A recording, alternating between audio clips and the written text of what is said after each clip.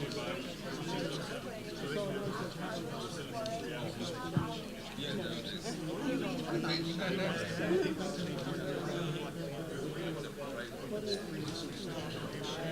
no, I got you. I got you. That's right.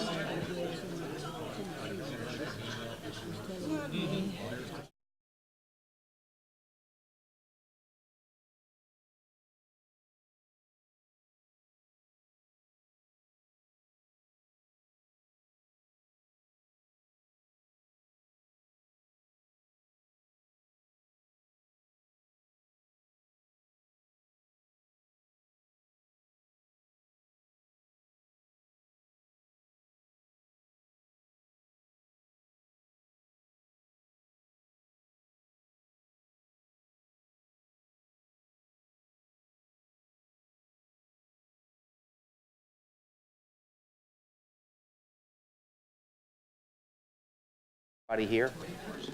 Earl, if you're ready, let's kick her off. Good morning, everyone. Again, we're glad to have you here in Charleston to the full board meeting. We'll be reconvening with yesterday's business and continue on until it's done. So please follow the directions that are given, and let's be mindful of everybody's opinion, and let's go forth and do well.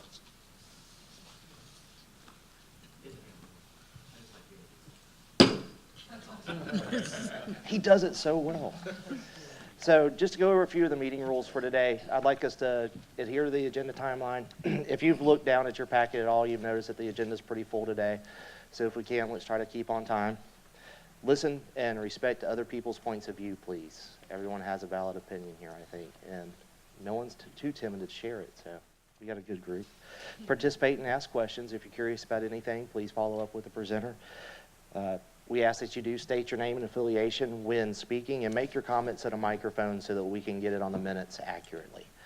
Please do not dominate or hold aside conversations, because the aforementioned microphones will in fact pick them up, and then we laugh about them in the office when no one is around.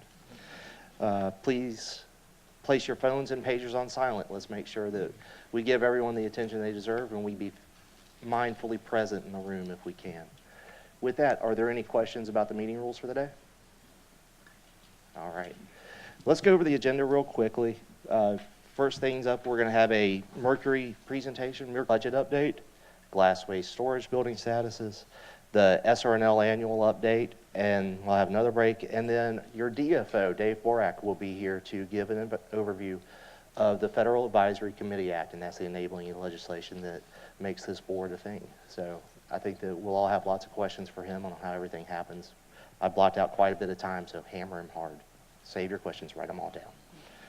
All right, then we'll move into voting for the day. We have some recommendation closures, then the German fuel draft, and the ad hoc committee formation. Any questions about the agenda for today? None at all. Okay, well then I'm going to ask Mr. Aaron Straw from SRR if he could please come up, and let's get started with his Mercury and the liquid waste system presentation.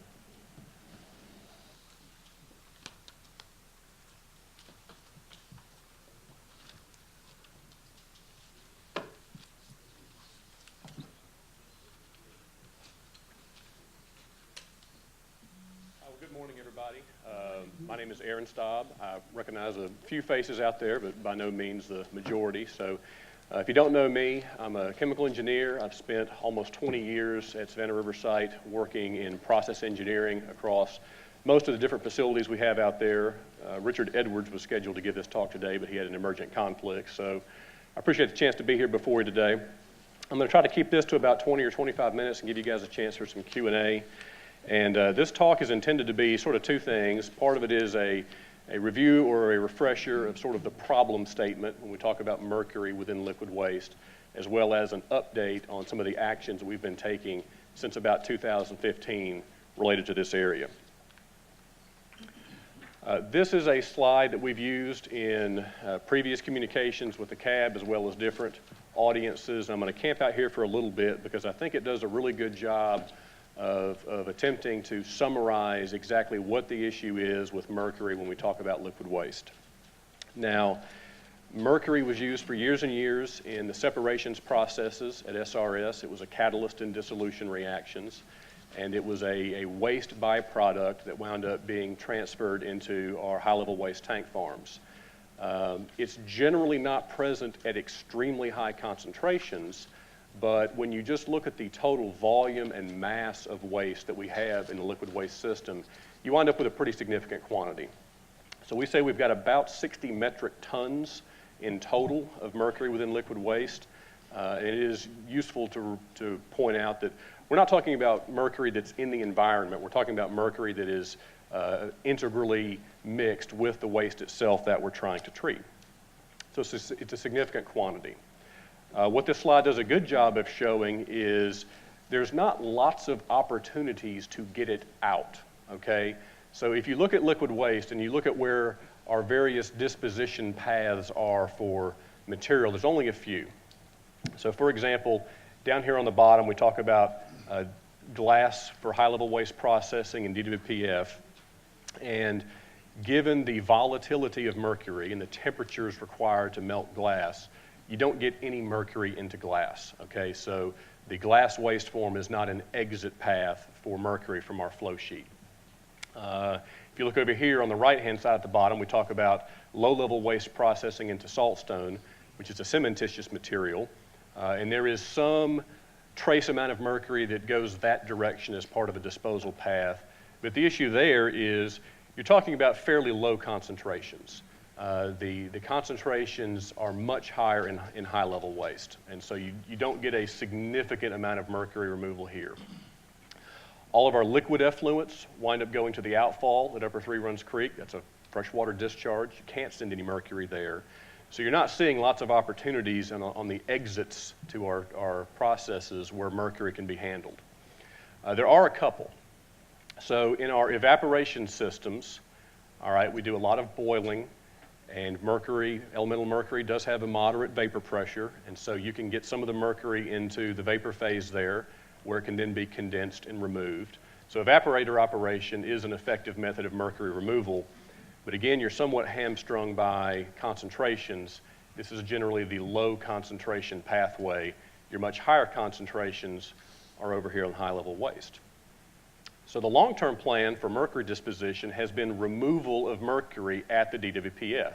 And we have right here a separate unit operation, mercury removal and purification. And that unit operation was dedicated to the segregation of mercury from our high-level waste sludges and its washing and eventually removal from the flow sheet. That's the primary purge path for mercury as we've been designed. One of the issues that we've had, though, and it's kind of shown on this third bullet here, is that although we have been designed for mercury removal, this system has not been functioning effectively for a number of years. That's due to a couple different issues. Some of them are equipment related, some of them are more chemistry related, but fundamentally, this has not been an effective path for you. So if I'm not getting significant mercury here, or here, or here, and the place it's designed to go, it's not coming out, as I'm removing waste from the tank farms, the only place it can go is then back in recycled to the tank farms, to the effect of we're slowly concentrating the amount of mercury that's in the tank farm over time. We have begun to observe some of that. We've also seen that it's not only increased concentrations of mercury, we've seen some organic mercuries. So we've seen some mercury in different forms than we would normally anticipate. And so we were responsible for having to manage that across all of the various liquid waste facilities. And it has a variety of impacts. It's impactive to flammability. So when we talk about safety analyses for our different facilities, it's important. Its retention in saltstone from an environmental perspective is important. And then obviously directly, it's relevant to industrial hygiene, worker protection, okay? So this is simply intended to communicate that we have limited disposition paths. The one that was originally identified as the best path hasn't been working very well, and that presents a difficulty for us. So these next couple slides are more along the lines of what are we doing, all right? So we kicked this off in 2015, and as you would expect, the initial focus was what's the impact, direct application on worker protection. So we did an assessment of our IH and worker protection programs, particularly with how effectively do we monitor mercury when we're out performing work in liquid waste, and what are the PPEs that we use for our workers. We spent a significant amount of time doing worker communication to make sure that the workers understood the hazard that we were talking about. We did a lot of testing, particularly as it relates to the organic mercuries, methyl mercury and dimethyl mercury, and the impact on the gloves that a lot of the operations and maintenance personnel use. We implemented a bunch of precautions, such as sniffers, to make sure that we can detect mercury when we're performing the work. We use actually 3 different models of mercury analyzers across 2 different manufacturers using 2 different technologies to ensure that we've got a very robust capability to identify mercury as a hazard. So that was a significant effort on the worker protection level. We evaluated it against different safety analyses. So we have mercury that's present in the tank farms, it's present in saltstone, that has particular flammability impacts. And we made some changes to the safety analyses in both facilities. This involved some minor evaporator modifications from a design perspective, but for the most part, the actions we took were programmatic in nature. Not only safety and IH, but looking at performance, it has a double impact potentially on saltstone. So one of them was looking at the chemical aspect of it. So what's the impact on leachability? And so we did a lot of work with SRNL, looking at different T-clip testing results and understanding how mercury speciation would affect that. We spent some time with our environmental folks clarifying what our hazardous waste landfill disposal limits are, and ensuring that we've got robust thresholds implemented programmatically to ensure we don't infringe upon regulatory limits in the disposal facility. That's all from a chemical hazard perspective. You also have a radiological perspective on our radiological performance assessment. So we worked with our waste disposition group and determined that mercury speciation did not have an impact from a radiological performance assessment. Again, those were all immediate actions taken in 2015 to essentially make sure that we were in a safe state as we began to discuss this issue. In 2016, we initiated a little bit more long-range effort, which was to do an integrated assessment on what is the behavior of mercury globally in the liquid waste system, and to ensure that we had a comprehensive action plan in place to effectively manage mercury throughout our flow sheet. This was done in 2 phases. The first was to look at the inventories of mercury that we had, essentially a system-by-system review, as well as looking at the chemical processing behavior in each of our facilities. And the big focus here was a gap analysis to say, where are there areas where our data set's incomplete or our understanding of chemical interactions incomplete that we need to go fill in to ensure that we have a good program. That then led into a more integrated assessment, and you can see all these different bullets. I apologize for this being a kind of a wall of text, but the sampling and speciation effort was a significant thing to start off to make sure we were addressing the right problem. That continues on to this day. We're doing a lot of effort in sampling and analysis. I told you that we were intended to remove mercury at the DWPF. We've conducted a systems engineering evaluation of that system to understand why has it not been effective, what can we do to improve our mercury removal capability within that facility. We've also looked at alternates in different liquid waste facilities. A lot of work in phase 2. It's not all been internal to liquid waste at SRS. We also established a mercury advisory panel that involves some corporate reach back to some of the resources over in AECOM, as well as tying in with this EM1 Mercury Technology Challenges team. Mercury is not an issue that's specific to Savannah River. It affects Oak Ridge, it affects Hanford, so we're making sure that we're tied in with what those facilities are doing as well. So 2016 was a lot of data gathering and assessment on sort of the state of the program.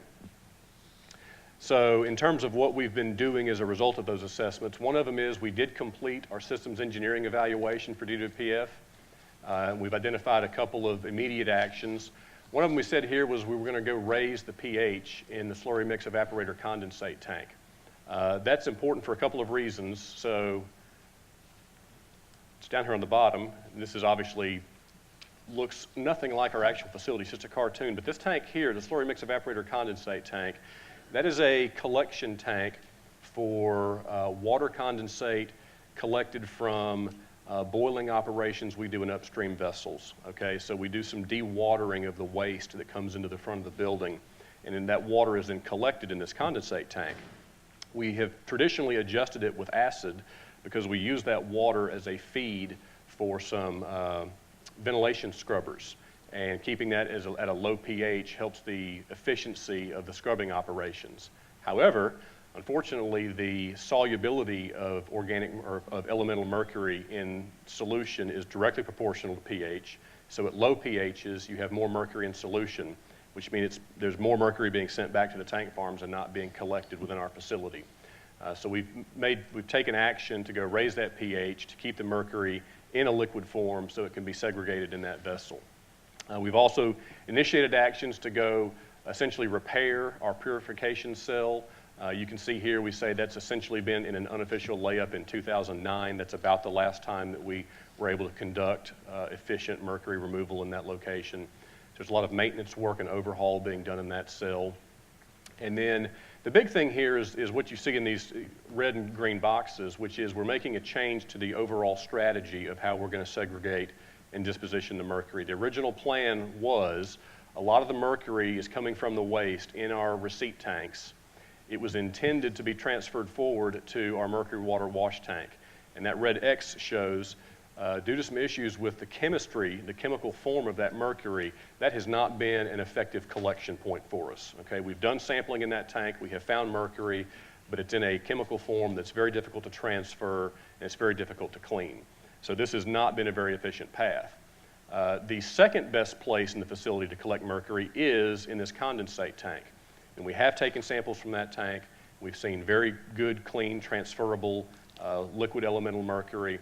We think that's a very high success path for us to be able to remove mercury from the process. And so we've been working on design changes to transition from this transfer path to this transfer path. That design has been completed. The fabrication work for the equipment we need to go implement that design change has been completed.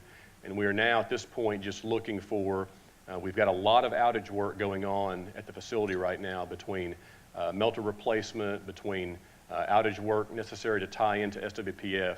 And so we're trying to find a window where we can go get this design change fully implemented. But we believe when this design is implemented, we will have an effective path to be able to get the mercury out of the waste and into a disposal path. So that's ongoing. Looking out further, there are other opportunities. And so we've been looking at some additional alternatives. Again, the primary focus is most of the mercury goes to DWPF. We want to be able to successfully remove it from DWPF, but there are also some other opportunities. So we're looking at for mercury in other forms, all right, mercury that's not elemental, like ionic mercury. Is there a reductant that we could then add to our evaporator system which would enhance the removal of mercury from that path? Additionally, related to organic mercury, could we perform some sort of photoreaction in our feed tank in tank 50, as well as potentially could we enhance the chemistry of the saltstone product to help it more tightly bind the mercury that does go in that direction?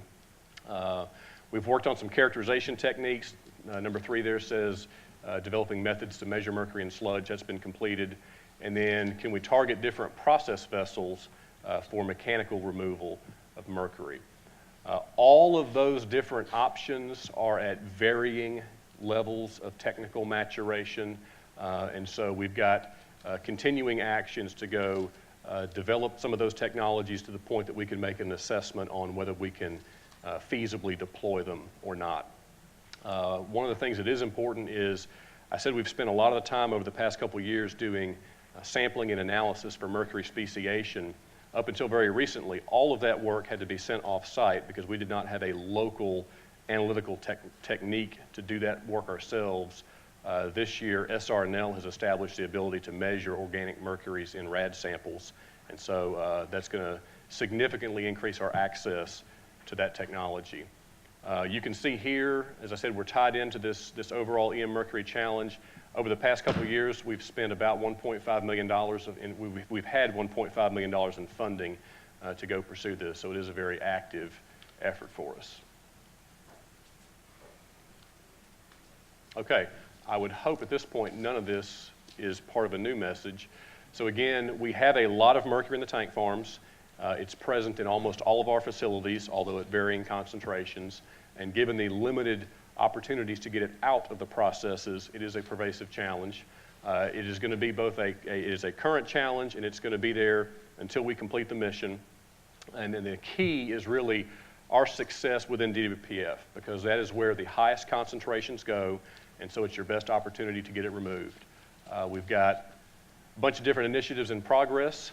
Some of those have been completed, and others are underway, will be pursued for the foreseeing future. But currently, the key message is we've made some adjustments to our process to enhance our capabilities. We've got facility modifications that are underway to enhance our capabilities, and we continue to look for opportunities with technology development to ensure that we're successful in the future. So, with that said, I guess I'm open for questions. You got your first one over here with Mr. Lyon. And we'll just go around the table. I appreciate your efforts. What we're talking about here is process removing mercury from what's happening here, and then taking that mercury and eventually either moving it off-site or reusing it. Is that what we're talking about? That's correct. Up to this point, pretty much all of the mercury that we have removed, whether it's from the evaporators or from the DWPF facility, we've been able to beneficially recycle, and so it gets sent back to the canyons for use in their separations, although now that's only H Canyon. At some point, if that mission terminates, we will be looking for opportunities for off-site disposal. So I had, with the Department of Defense, I had problems with, let's say, post-World War II industrial sites that are abandoned, one way or another saturated with mercury. And what in the devil to do about it after the fact, after the fact of use, and after any possibility of, during a process, recovering the mercury and reusing it or sending it to Mercury RS, or whoever handles that. I mean, do you have anything to say on that? And I'll have follow-up. No, other than we would agree, and I think that's why we're trying to be proactive. You know, your best opportunity to deal with this is while you've got good control of it. And so, for example, and I know there's other facilities in the EM complex that have issues with this. You know, once it's in the environment, you've got a real difficulty on your hand because it's very difficult at that point to go resegregate from a separations perspective. We've got our hands around where it is, and we're working to make sure that we are able to effectively set it to the side so it's not just running out across the tank farm forever. So that mercury that's leached into the environment one way or another from the 1950s on, you know where it is and you've taken action to isolate it, or what? Yeah, that's not this talk. That would be obviously a totally separate discussion on, our environmental programs for soil remediation and the sampling and efforts they do for that. This is really targeted towards that which is still within the tank farms. I don't think you guys are the worst offenders, if you were offenders. But I mean, coal ash is probably a big one. In California, it was gold separation. Mm-hmm. Anyway, that's all I have to say. But it is a concern, and really, I think you're doing a good job. I hope this system does improve. The evaporation process has to be an improvement. Mm-hmm. Thank you. Mr. Malik. Narendra Malik, CAB. Is there any requirement for the community right to know how much mercury is in the tanks? Narendra, I do not know the answer to that. I don't know what our reporting requirements are for that. I think they are reported annually. And my other question is there any permit requirements for the air release, mercury, and DWPF and other tank forms? Yes, so we do have, each facility has permits for DWPF. Since it's not a disposal facility, obviously be focused primarily on the air permit. But for all the facilities we have, there are annual thresholds that we control to for emissions. Thank you. All right, Mr. Kaminsky. Dane Kaminsky, CAB. Great presentation. Thank you for the wealth of information. Just a couple questions on personnel safety. Is it a fire exposure or exposure hazard that you're most primarily concerned with? Primary concern is exposure hazard. Exposure? Yeah, absolutely. And the testing of the gloves, what were the results of some of those tests? Were they impermeable? Yes, yeah. We had, there's probably 4 or 5 different glove types that we use on site depending on the job that's being performed. And we ensured that in terms of our work planning processes, when they start jobs, the hazards analysis they go through of screening, does this job have the potential for exposure to mercury or mercury vapors? That inherently then restricts our work planners to say, okay, you can then only select from this approved list of PPE that's been shown to be impermeable. So from a change standpoint, obviously there were already measures in place for their safety to exposure of the actual compounds in the tanks. What were some of the additional measures that were carried out? Was it respirator related? Yes, so that's probably been one of the things to do is to be really strict on ventilation requirements. So one of the things that we did that was a change is if you look at the different exposure threshold values and you look at like the 8-hour threshold limit value that, you know, the industry would say you can be exposed at this concentration for 8 hours a day and have no adverse health effect. We've established thresholds slightly below that to say, okay, that's our trip point for implementation of respiration, so that even before you would be above a value where you would expect a health effect, we're making sure that we protect our people. Thank you. Bob. Bob Dorcab. Thank you, Aaron, for the presentation. Aaron, I just have a real basic question about like mercury. My understanding is mercury, you know, it's a highly toxic to human beings, to probably all species. But does mercury have any social redeeming value? Is it used for anything that produces any value to the world, or is it just simply something that has to be contained and eradicated, and or is it organic, or is it just it's in the soil regardless of what we do in the world? Or I mean, where does all this mercury come from?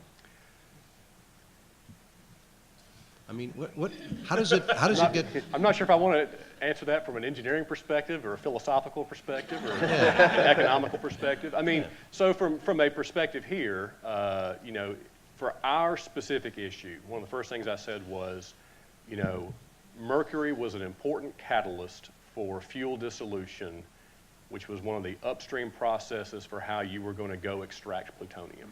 All right.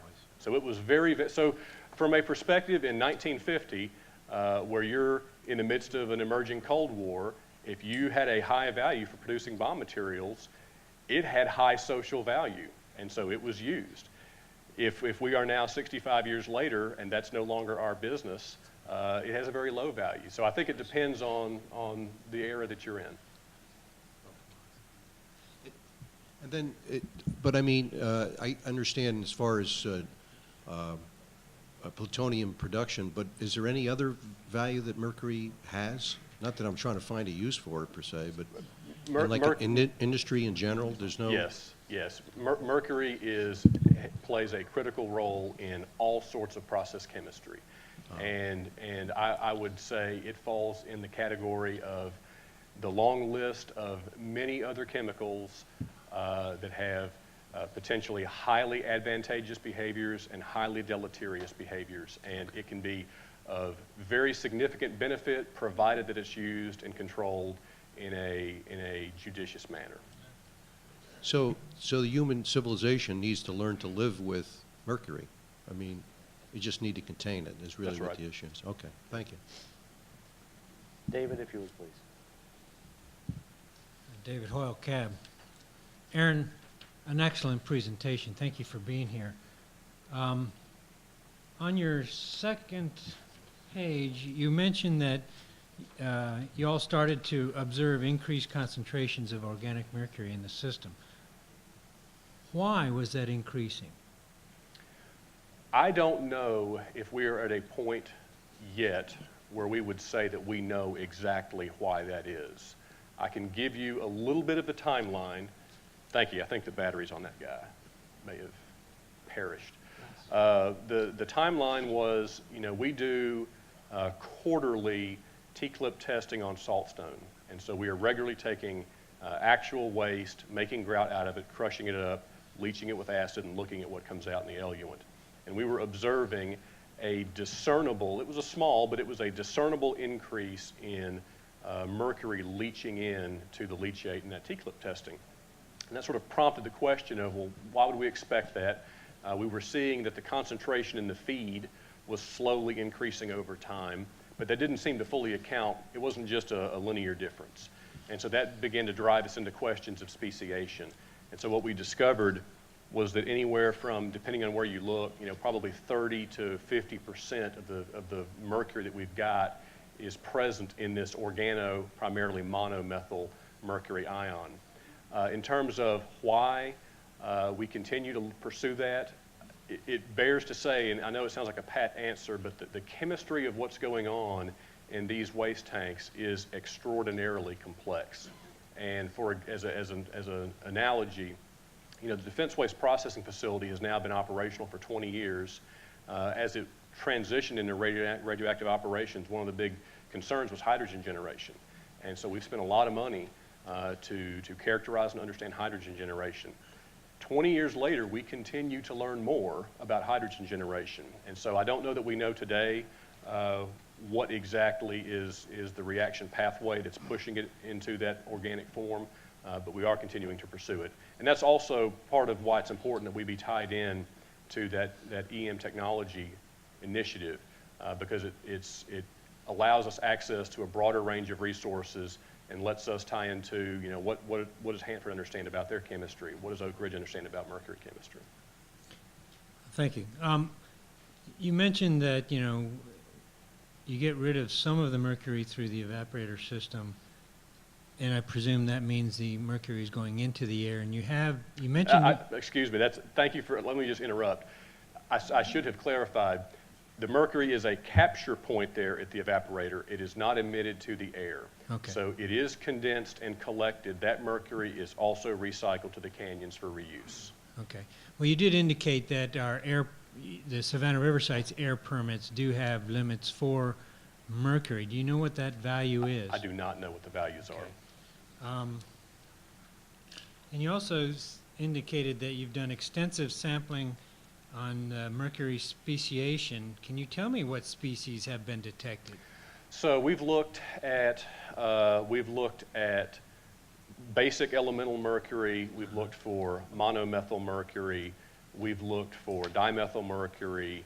We look at total mercury to see is there a balance, okay? Is there something that shows up in the total but not in any one of those individual species? Because it could also be present as some sort of complex, right? And what we've seen is we can probably account for, again, it depends on what part of the process that you're looking at. We can probably account for between 85 to 90% of the mercury species are in one of those primary forms that I've just mentioned, with the bulk of it being either ionic, primarily monomethyl, or is elemental.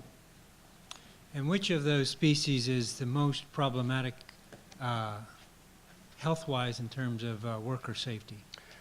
Gosh, again, it kind of depends on the way you approach the question. So we would say from a direct exposure, we would be most concerned about dimethyl. But it's also present at the absolute smallest quantities of what we have. The monomethyl mercury is not nearly as significant on a pound for pound basis. We have a lot more pounds of it, right? So that's why part of the message here is we've tried to make sure we're looking at, we're not just focused on one particular form that gets a lot of headlines, that we're trying to be integrated in terms of how we treat it. Okay. On your chart number 5, you indicate the ultimate path is to disposal, but I heard you say earlier that this mercury that you're capturing is primarily recycled, not disposed of. Is that correct? That's correct. So there is ultimately a path for disposal. That would be a little bit more clear if we were to say it's not any of the disposal paths of radioactive waste, right? And that was part of that initial overview slide is I'm not sending mercury to the groundwater. I can't put any mercury into glass.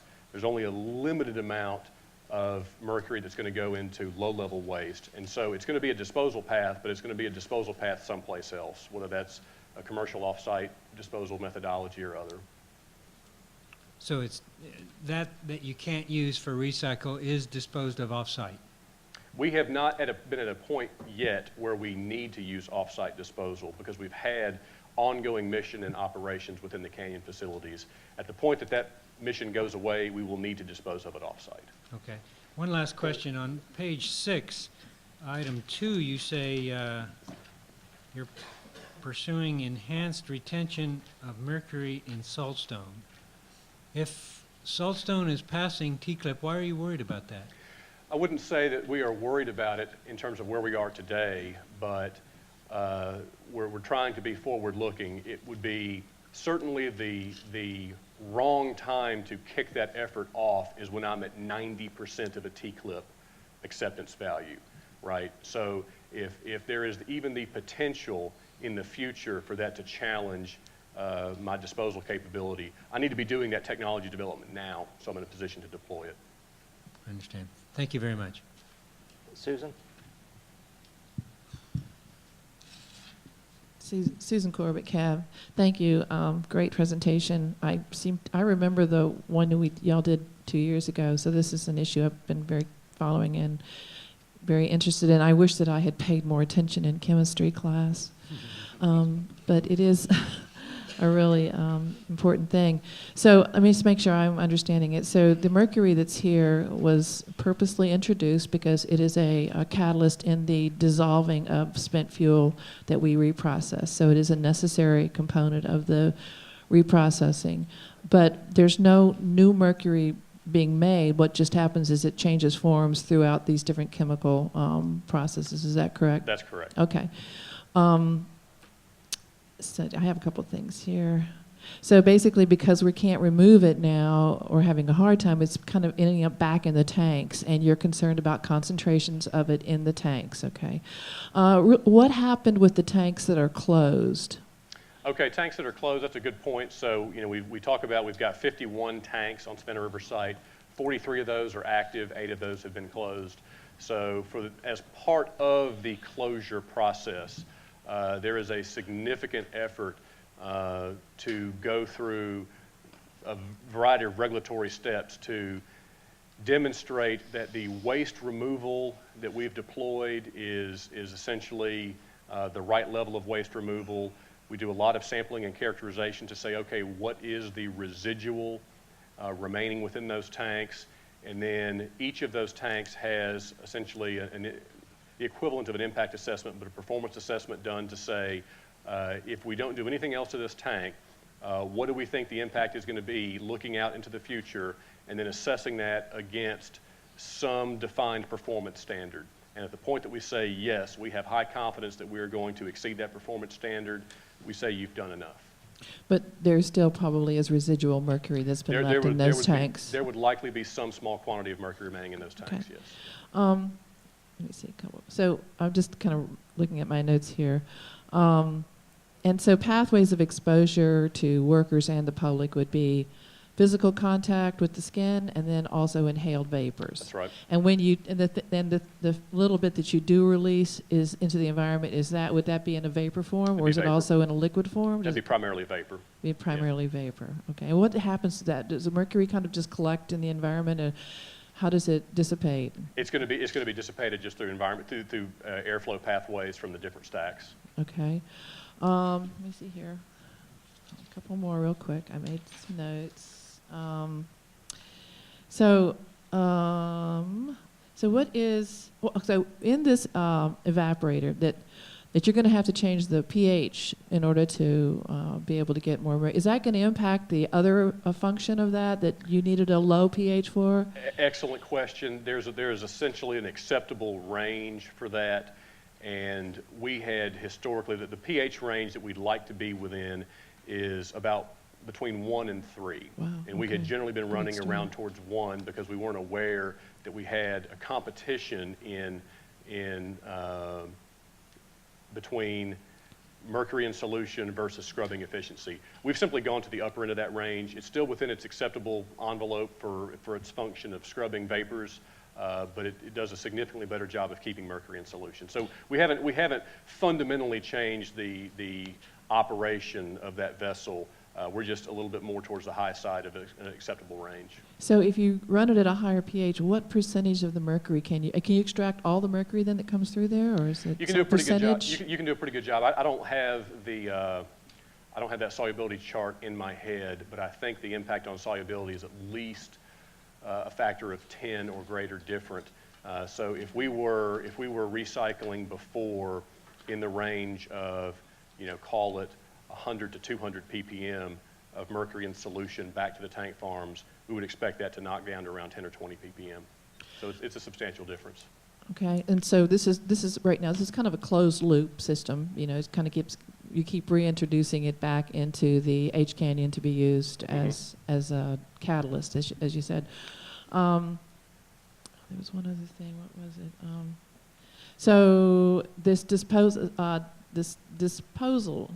path that you have here, that's what you were talking about would likely be off-site? That's right. Long-term disposal path. I thought that at the last presentation, you guys had identified a place where it would go. I mean, I thought I heard it, maybe not, but you think it will be a commercial site, or Commercial site. It won't be a Department of Energy site? Okay, thank you. I think that's all. Question answered.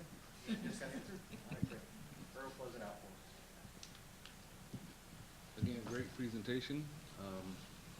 Kind of reminded me of why I got in the environmental field myself. Two questions. You've mentioned T-clip several times.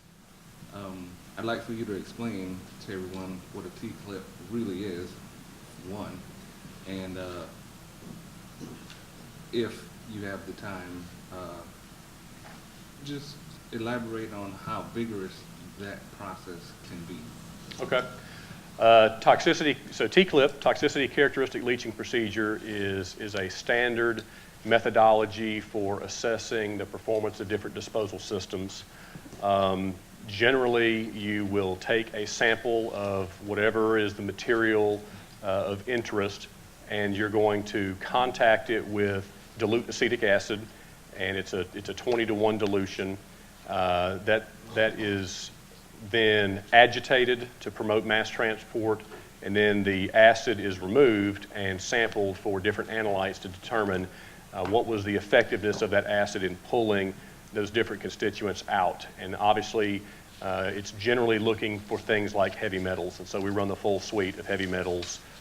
Mercury is one, but chrome and arsenics and silvers and all of those various different contaminants.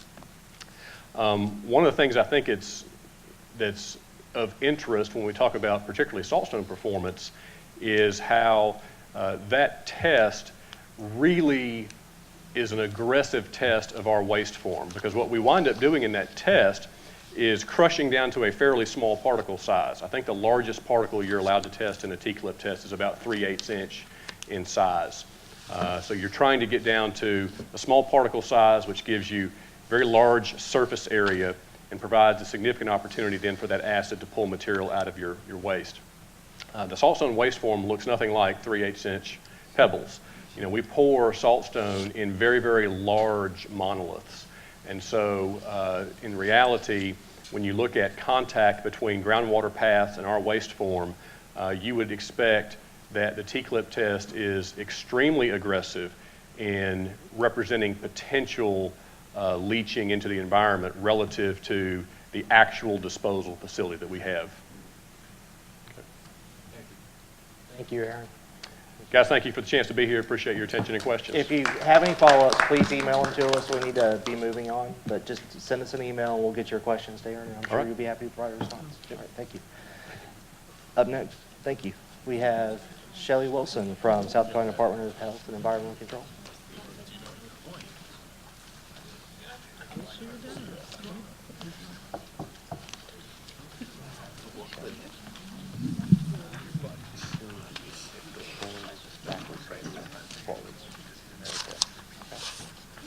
Thank you.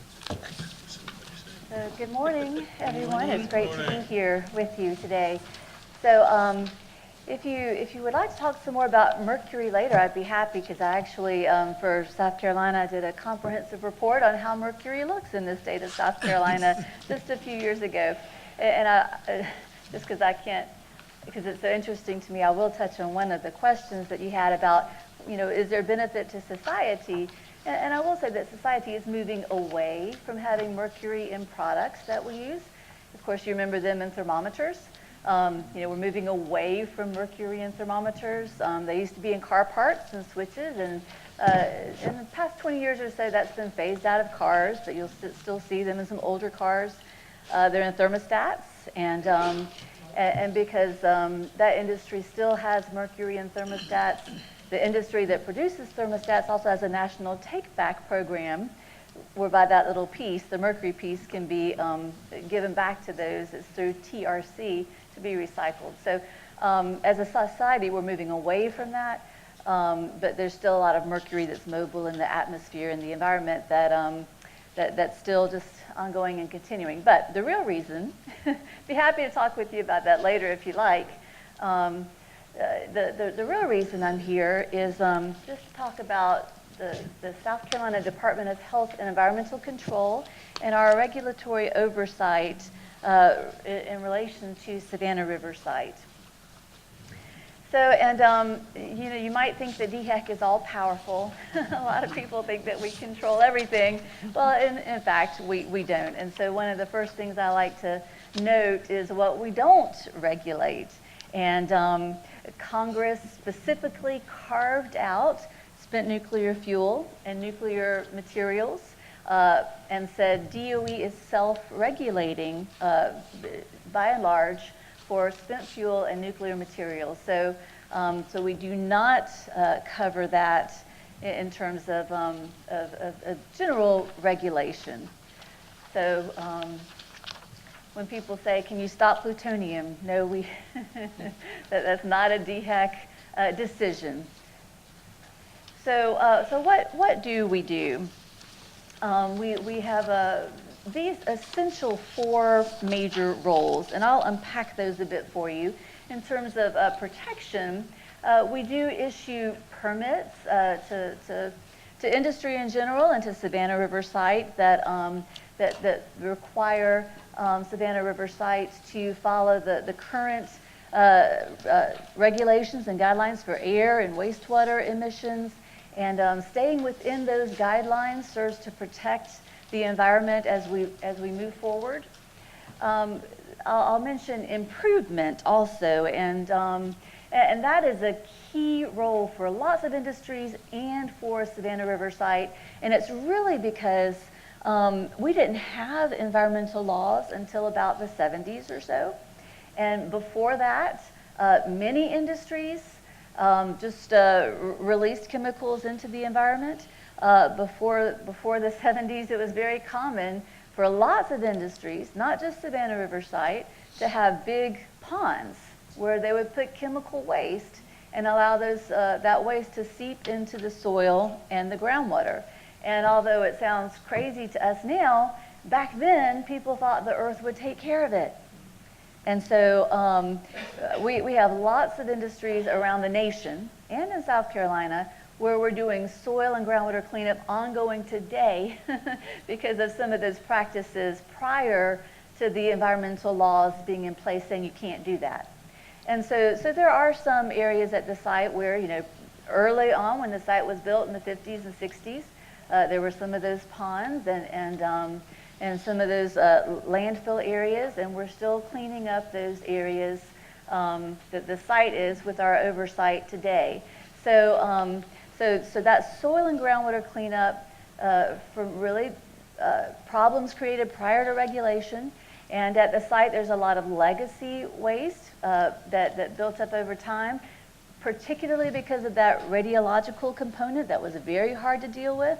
And that build up, those two things, the soil and groundwater and the legacy waste, those are two huge liabilities that there's a lot of improvement that has been done and that still is left to do that we focus on. We do oversight, that's the last bullet, and what I mean by that is independent soil and groundwater and other environmental media monitoring. We go out and take our own samples, do our own analysis, and release those results to the public. I'll say more about that later. And then finally, emergency preparedness. We were talking about the hurricane earlier. One of the central core functions of DEC is to be prepared for all emergencies. And so we do that really for anything around the state. Although usually if there's an accident at a facility, that facility is a site operator. They're most familiar with the operations there. They respond, and they're really the key primary responders. But we always are there to help and to be in contact and communication and to oversee and see if any other resources need to be pulled in to address that accident or spill or emergency or spill on the highway, whatever it is. We do maintain a strong core readiness to be able to respond to all emergencies around the state, throughout the state, and at Savannah River site. So that's really the four key things that we do. So in terms of protection, I think you're all well aware that there are clean air laws and clean water laws, and those are all passed up at the federal level, most of them by the Environmental Protection Agency. And then what happens is EPA says, they're kind of up here at this national level, deciding what standards are best and safe for all of us in the public. And then, while they're busy doing that, they say, states, okay, can you actually implement those laws? And it's not an automatic delegation or shift or giving of that responsibility to states. The states have to work hard to show that we're able and that we're fully functionable and that we have people and money and staff and systems that can implement all of those laws on the federal level.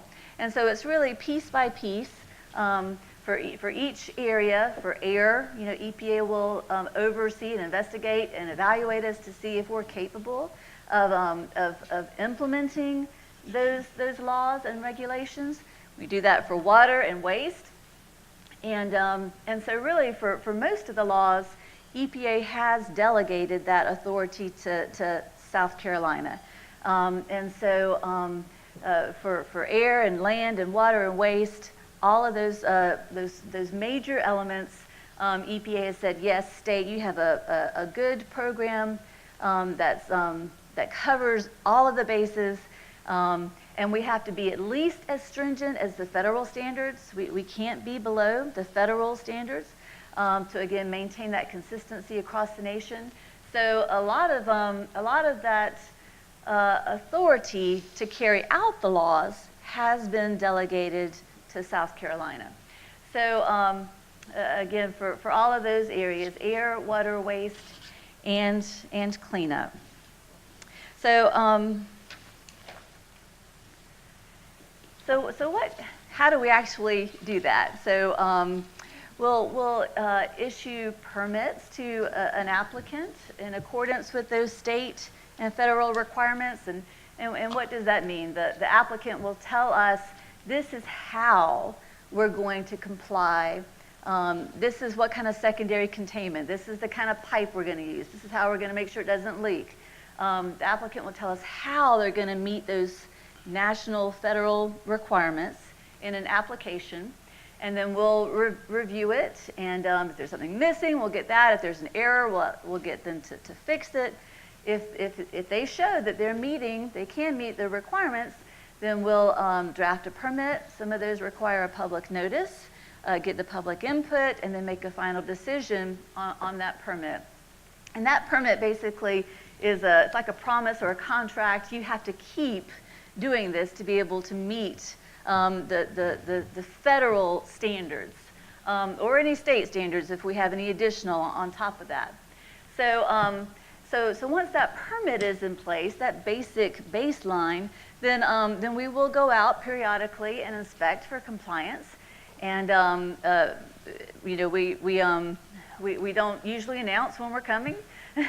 So we'll show up at the door and say, hey, let us see that you are actually doing what you said you would do in your application. And if there's something that isn't matching up when we do the inspection, then we'll take enforcement to bring that back into compliance. So another thing that we commonly do is we get reports from all of the entities that we regulate. For example, reports saying, hey, we measured the wastewater and we're certifying that the analysis shows we were within the bounds of our permit in terms of wastewater emissions. So we get a lot of, we inspect for compliance a lot based on that reporting mechanism as well. So, and I do want to mention that for Savannah River site, I should measure this, but we probably have somebody at the site at least once a week, if not several days per week. If you look at all of the areas that we regulate and the inspections that we do, and then lots of times our people will go out just to see what's happening. You know, especially if there's like taking waste out of a tank. A lot of people will just go out and look and kind of just keep track of progress. So we have people out there at the site very, very often. So, the permitting and the regulatory areas that I talked about, it covers a lot, and so we've issued probably thousands of permits to Savannah River site over the entire history. This is a lot of areas. I just thought I'd mention a few that you might not be intuitive. This one right here, National Pollutant Discharge, that's for wastewater. So that's any kind of wastewater emission. So we actually have a permit for navigable waters if you want to put some obstruction in a navigable water, and there's some of those at the site. We have permits that cover asbestos, and I'll mention that because that might affect you if you have a commercial building. It really doesn't matter how old the building is. If you're going to change the roofing or flooring in that building, and it's in a commercial building, then you would need to check and see if there's asbestos there, and if so, manage it appropriately. So you don't think about these things a lot, but we do cover just a huge, wide range of different media and health areas. So in terms of emergency preparedness, I mentioned that we do have people and some equipment and training that's always ongoing to make sure that we are prepared to assist and help and aid if there's any emergency across the state. And that can be from a hurricane, an earthquake, it can be from a bomb that somebody plants, it can be from an accident, a spill on the highway, but there is a statewide comprehensive network, and DHEC plays a part in that. So anytime anything happens, the way it works is that we'll get notification and we'll be keyed into that network and always ready and able to assist if we need to respond or bring some other resources, help help them get other resources. And our people, actually, they have exercises on a certain frequency whereby they, they imagine a scenario that's, triple method death that you would never hope would happen, but they exercise and actually act as if they're responding to make sure that they're ready, and then afterwards, they evaluate. Hey, did we do it well? But that's part of how they continually keep their preparedness level high. So we have that across the state, and then we take some extra measures related to Savannah River site. So we actually have some people with that Q, that high level security clearance. Again, chances are very small that there would ever be an incident in a high security area at Savannah River site, but if so, we're ready with those people with that clearance. And then we actually hold practice drills specifically geared to Savannah River site, and meet quarterly with some of the Savannah River site people, just to, again, talk about, hey, are we ready? Are we good? Do we need to plan some more, train some more? And so we always keep that core competency sharp. So in terms of improvement, I mentioned to you that there's, just from historical, there's a lot of soil and groundwater areas at Savannah River and at many other industries where, just because of those past practices, that we're overseeing the soil and the groundwater cleanup at Savannah River. So we do that for really with these two mechanisms.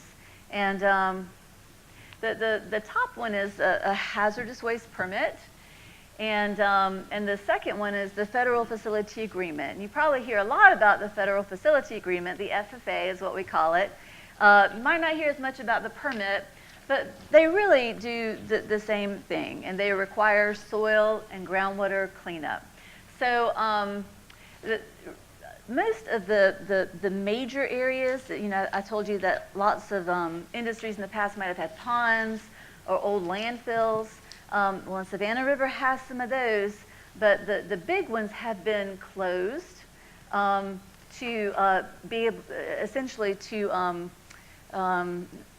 control and address the source of contamination.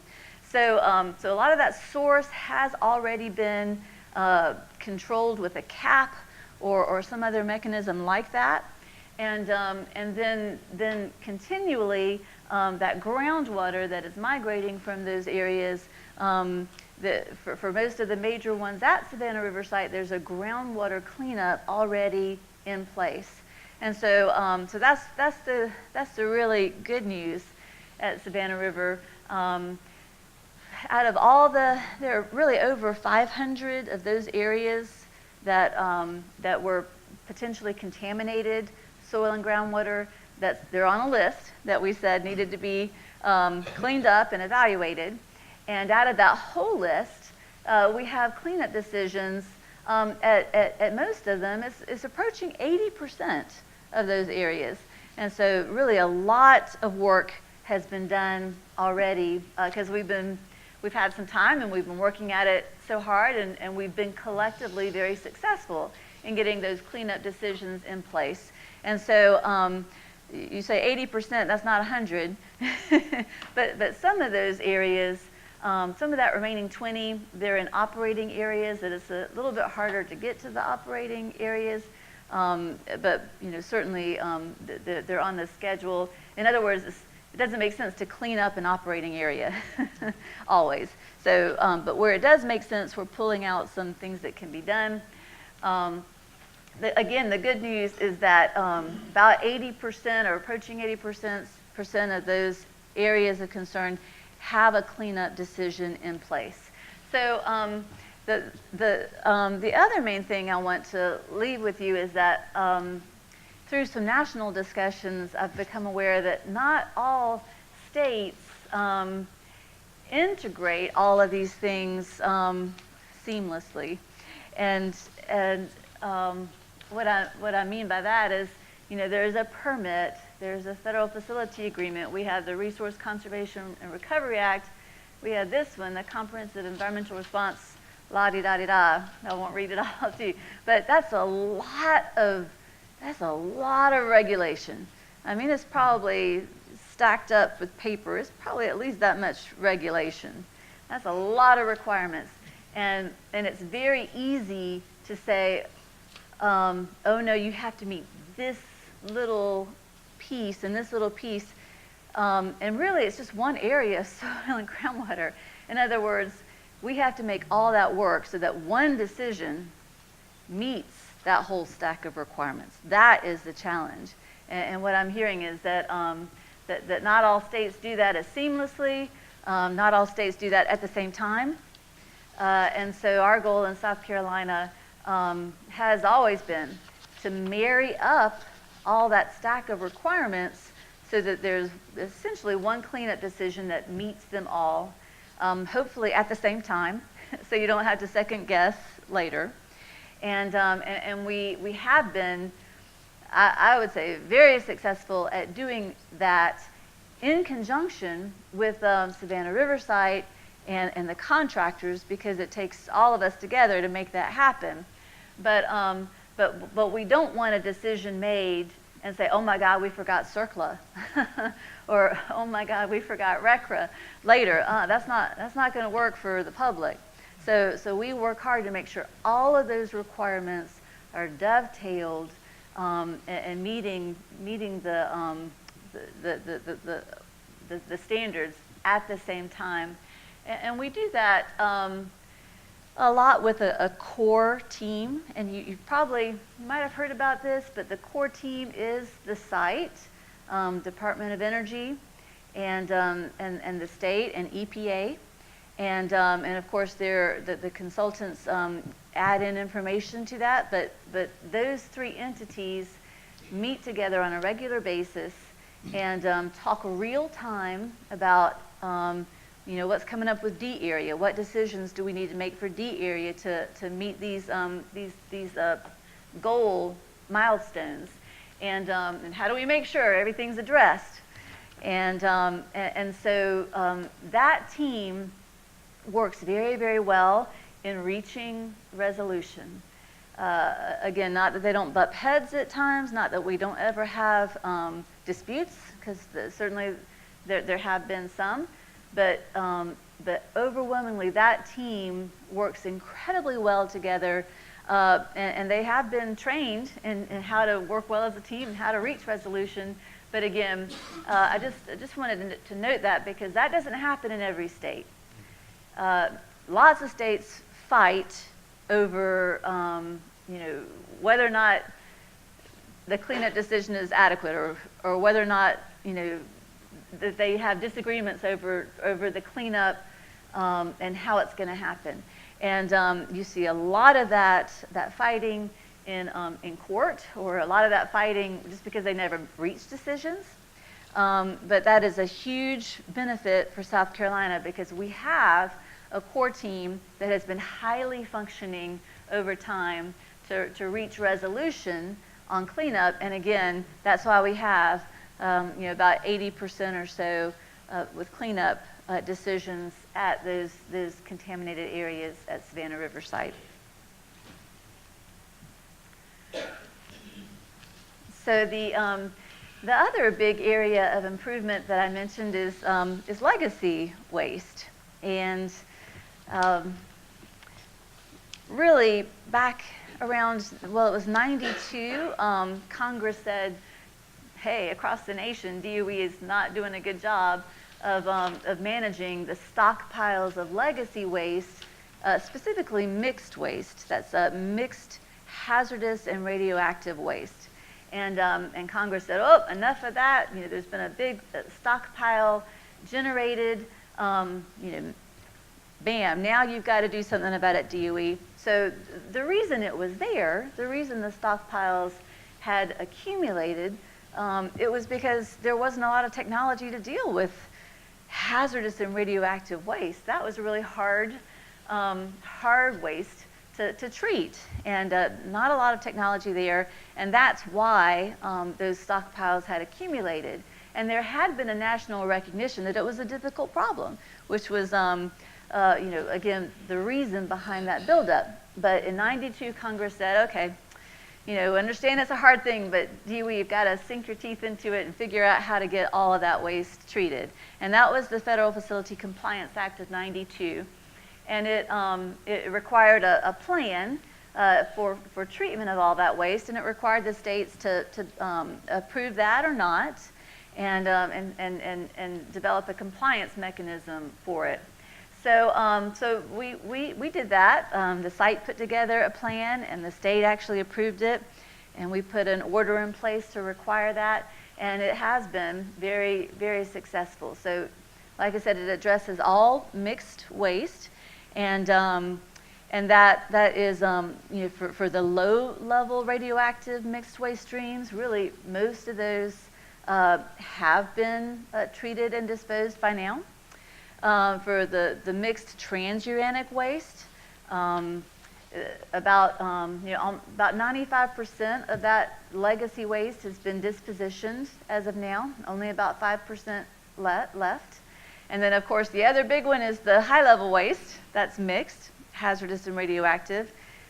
And you know that that is an ongoing challenge, and that there's been a lot of good work for treatment of that mixed that stream, but a lot of challenge still remaining to conquer. So here the main thing is a tremendous amount of progress. We need to close the door on true waste and get that disposition, that last 5%, and of course high-level waste is a huge challenge that I'll address in a minute. So and actually David Hoyle worked a lot on this site treatment plan when he was at the site. So and then of course for high-level waste, it's the single largest environmental threat, we say, in South Carolina, just because it's so much of that liquid waste, 36 million gallons, liquid form in tanks that are degrading, and some have leak sites. So that's just not, that's not a long-term sustainable solution, which is why we put a lot of focus on there, wanting the treatment of that waste so the risk is reduced and the tanks ultimately closed. But if you look back in the early 2000s, really there was a standstill.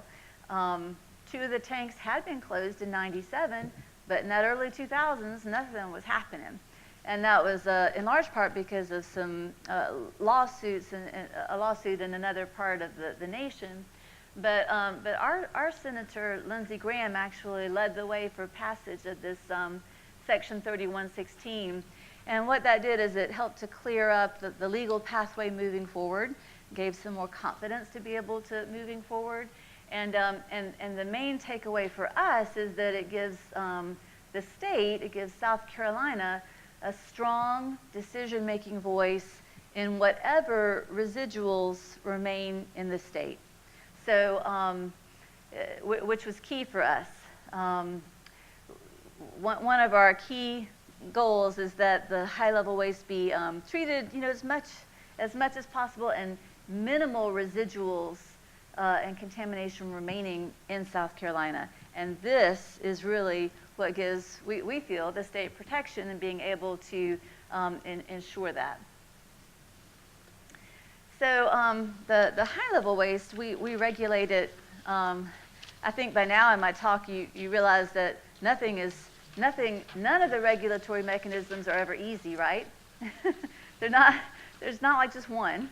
It's not ever simple. There are always multiple laws and multiple mechanisms, and it's the same for high-level waste.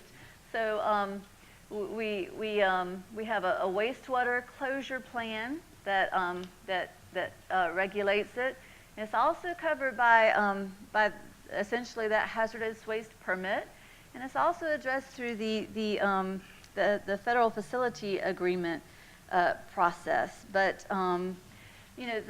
the main thing here is that, again, we work hard to integrate, and we don't want any of those to be left out in terms of having an essential requirement that needs to be met. No, we're going to make sure we look at them all and address them all at the same time. And so again, that's not easy. It does require a lot of extra work on the part of DOE and the state and EPA, but we don't want. We do it because, again, we've got to make sure those requirements are thought about and addressed for the sake of the public, and we do it because it helps efficiency as well. So it helps us to make sure we have a good, strong, efficient program. So again, the main thing here is that we work to integrate. We have different documents. Mostly what you see is closure plans. You've heard a lot about closure plans for the tanks from us over the years, and of course those closure plans, they don't really require public review, but we have made a commitment to put those out for public review and input, and have done that for every single closure plan, and we'll continue to do that. So this, like I said, it's the in my mind, of the things that we regulate, it's the remaining huge challenge at the site, and so much progress has been made, and so it's really great to look back and say 8 tanks have been closed. Well, do you realize 8 tanks is a third? That's a third of the tanks that we say are old style and need to have a closure date. So 8 of that universe, I mean a third of that universe, has been closed. So that's a tremendous amount of progress. The vitrification facility has been up and running. We permitted that. The small-scale pilot treatment facilities for salt, we permitted that. So we're really incredibly proud of the progress. And I think it's more progress than really any other site in the nation. We're very excited that we are almost to the point of having that full whole treatment system up and running. And when I say full and whole, I'm really thinking of the salt waste processing facility being up and operating, just because that's full scale. So again, not casting any dispersion on the previous treatment, because I'm really proud of it. I think it's been integral, and it's gotten us really a long, long way. But that last SWPF getting up and running, that's going to make the system as a whole integrated, fully scaled up, and able to work down that risk in South Carolina. So we're almost there, and I think, what is it, it's December of next year that hopefully there's a present for the state that facility will be up and running. So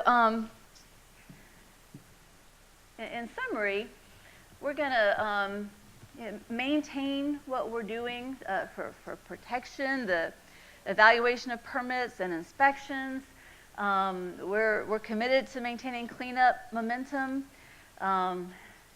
Like I said, even though we've come a long way with soil and groundwater, our people are always looking for some other area to tackle for soil and groundwater cleanup. We have to maintain our emergency preparedness, and I feel like we do a strong job of making sure continually we're prepared for any emergency, and then the Oversight Program. And I might have lost a slide. I might have lost a slide. I thought I had one in here on Oversight, but for Oversight, that is where we go out and take samples of soil on the site and around the site, soil and sediment and milk and air and groundwater and lots. It's a whole long list of media that we sample, and we analyze that and check to see if it's within the parameters that are considered to be safe. and publish those results on our website. So if you haven't looked at it, it would invite you to go take a look on our website at that report we do every year. We also check with the site and kind of compare notes, and generally what we find lines up very similarly to what the site finds. So, but it is a nice independent tool to get those results. So, and in the future, we're gonna, you'll always hear me talk about the tanks and our status and where we need to go for tank closure. Like I said, site cleanup, and then the rest of that legacy waste disposition. So, and that's really all that I have. If you have any questions. I'm noticing a number of cards go ahead and go up. I'm going to ask, because we only got about 10 minutes left for questions, if you would limit yourself to one question and maybe a follow-up, and then we'll come back around and capture whoever else we have with any other additional questions. Does that sound okay? Dawn, I think you went up first, so we'll start with you. Dawn Gillis, Cab. Thank you, Shelley. That's a lot of good information. And you know my concerns with possible budget cuts and possible other things. It sounds like you're still 100% at this point. You haven't heard about any cuts, that you're going to keep doing what you're saying you're doing here. And we're going to keep the oversight, we're going to keep the permits, we're going to keep all that stuff. That's what I'm hearing, correct? And you're thinking of DHEC money cuts? DHEC, EPA, the whole Right. system cuts. So we do have the funding to keep doing what I've talked about, yes. okay. Now, the one thing that you hear in the news all the time is cutting regulations and cutting environmental regulations. Have you seen any of that would affect what happens at the site? Or any, are there any proposals to cut? And that might be more at the EPA level than at the DHEC level because it trickles down. Right. But I'm sure you would hear about it if it's happening at the EPA level. Sure. So, there have been some, like, for example, there was a new rule, Waters of the U.S., that would expand some wetlands coverage, and that has been rolled back under this current administration. But that it doesn't end up affecting Savannah River site. So all of the key laws that we need to maintain the program that I described, there's no danger that we've heard up to those. Okay, thank you. And I'd like to, on our future ones, just to make sure that we give a little blurb that that's still the same. Sure. That's Appreciate a good thought. Okay, thank you. Eleanor? Eleanor Hobson, Cab. I'm always concerned about Georgia. And is Georgia also doing the same with the protection programs with SRS? Are they monitoring? Are they doing the same as South Carolina? They would have their own permitting programs for people on their side of the river, and very similar mirror programs. So in terms of the oversight, their independent sampling, that they are, there is some momentum, and I'd probably defer to the site to explain a little bit more about that to you, but it is in its nascency, is what I would call it. But that program is resurging in Georgia. So okay, I'm out of my league if somebody can help explain that. Michael McElance, Department of Energy. Georgia used to have a program very similar to what DHEC does. They discontinued that many years ago. In fact, the CAB even wrote us a recommendation on it, which eventually led to the outreach to Shell Bluff that we're carrying on right now. But to my knowledge, there's not a counterpart to what DHEC does for the site in the state of Georgia. They do monitoring. They do have some monitoring points, but it's not as elaborate or as complex as what DHEC does. Bobby? Bobby Williams, Cab. What is the radius from the site boundary that samples are being taken? Oh, can you help me with that one? Beth Cameron, DHEC. The oversight program that we have, it really depends on the media that you're looking at. They go anywhere from 25 miles from the center point up to 50 miles from the center point. And then we have actual background samples across the state as well to show the difference between what you would see in the normal background in the state versus what is at the perimeter. But like I said, it really depends on which media you're talking about. And if you want to get specific, you can, I can look it up for you. Thank you. David? David Hoyle, CAB. Shelley, an excellent presentation as usual. I have just one question on environmental non-compliances. Savannah Riverside has enjoyed a really sterling record in complying with the various regulations, as well as there are over 400 different permits. I think you'd agree with that. But recently, in the past year, we've seen an uptick of non-compliances, which is very unusual for the site. Have you got any thoughts on that matter or concerns in that regard? I really don't have any thoughts on that, David. So I did actually meet with our enforcement people, and they don't have any overriding concerns about the slight higher frequency recently.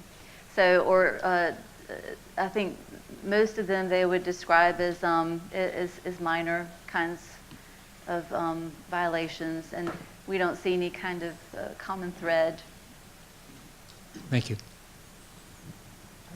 Mary? Mary Weber, CAB. On your second slide, you say that DHEC coverage, your jurisdiction doesn't include storage of spent nuclear fuel or nuclear materials, but under your protection programs, you do have jurisdiction over and have regulations concerning radioactive waste transportation. Mm-hmm. How do those two things fit together? Right. So, if something is a radioactive waste, that would be different from a nuclear material or spent nuclear fuel. So let me see if I can explain that that better. If it's something like plutonium, where we would think of that as a nuclear material that has inherent value, versus a protective suit that was used for radioactive work that is actually a waste. And for those kinds of, and especially if it's a mixed waste combined with hazardous constituents or chemicals, then that's where our regulation would come into play. And we have requirements for transportation. So there are some very, and that's sometimes what makes it confusing, but there are some subtle differences there. So as I understand you, if, say, there was nuclear materials being transported from, say, Canada to the site, you do not have jurisdiction over that? We can't say if it comes or what happens to it when it comes. We do have some ability to inspect in some cases, so or check it in its transportation phase. Okay, that is understandably confusing. Right. But thank you. We only have a few minutes left, so let's see if we can quickly hit these last three. Susan? Susan Corbett, CAB. You should always leave more time for Shelley because she has lots of information to share. My question, I have several, but I'll just go one right now. So around the state, we have numerous sites that release toxic materials, heavy metals, mercury, lead, arsenic, other things. And you permit them by location or by operation. For example, I was at a hearing a while back on the lead acid battery recycling plant over on PD and about the lead being released.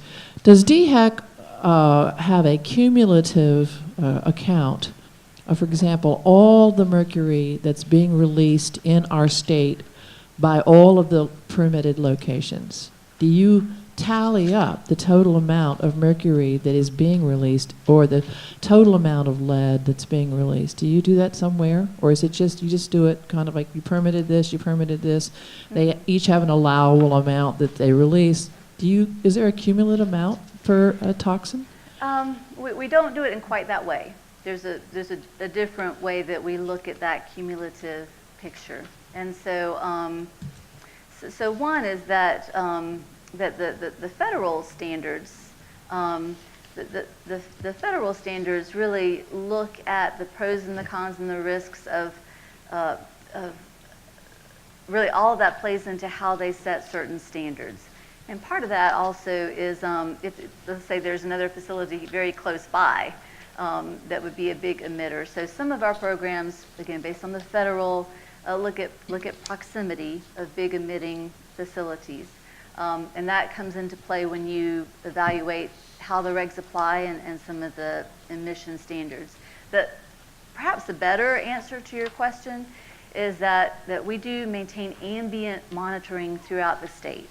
And so we have, and that's just, it's just general monitoring. So we have general surface water monitoring around the state, general air monitoring. It's not connected to any one facility.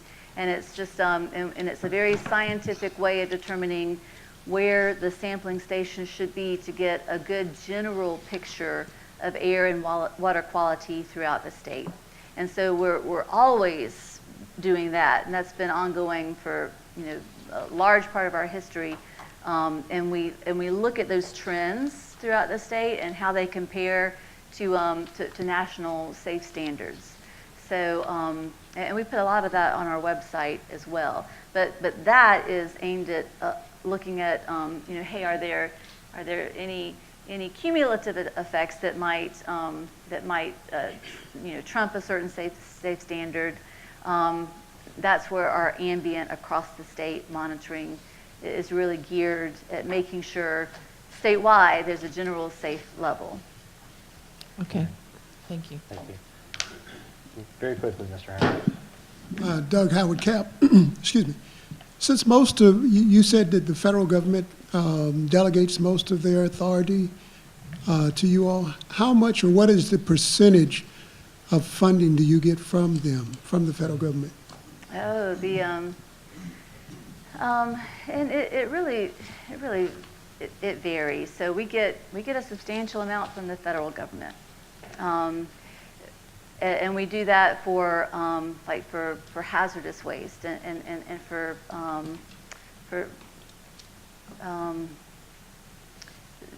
various programs, but a lot of it is state funding as well.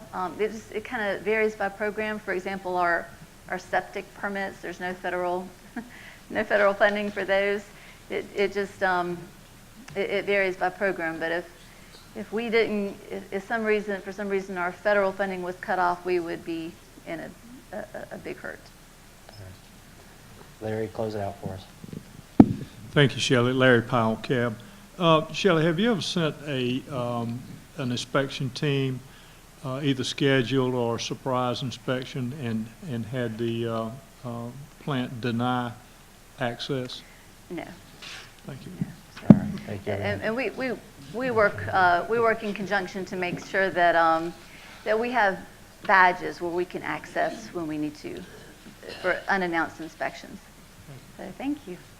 All right. Thank you very much, Shelley.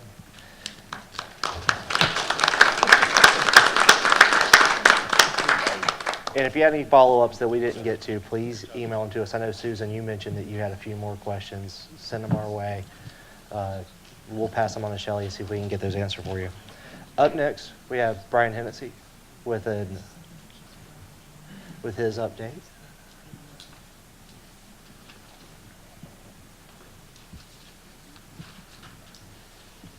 Hey, Brian. Forwards, backwards, laser, forwards. You're welcome. Thank you. Thank you, Jim. Good morning, everybody. Good morning. Hi. My name is Brian Hennessy. I am the Department of Energy's Federal Facility Agreement Project Manager. Federal Facility Agreement covers a lot of projects. It's it's really more like a program. I'm more of a program manager, but the title we're given in the FFA is actually project manager, so that's what I'll go by. My counterparts are Susan Fulmer from South Carolina DHEC, who's their FFA project manager, and Robert Pope, whom I'm sure you know from EPA Region 4, is not here today, and he's represented by John Richards from EPA Region 4.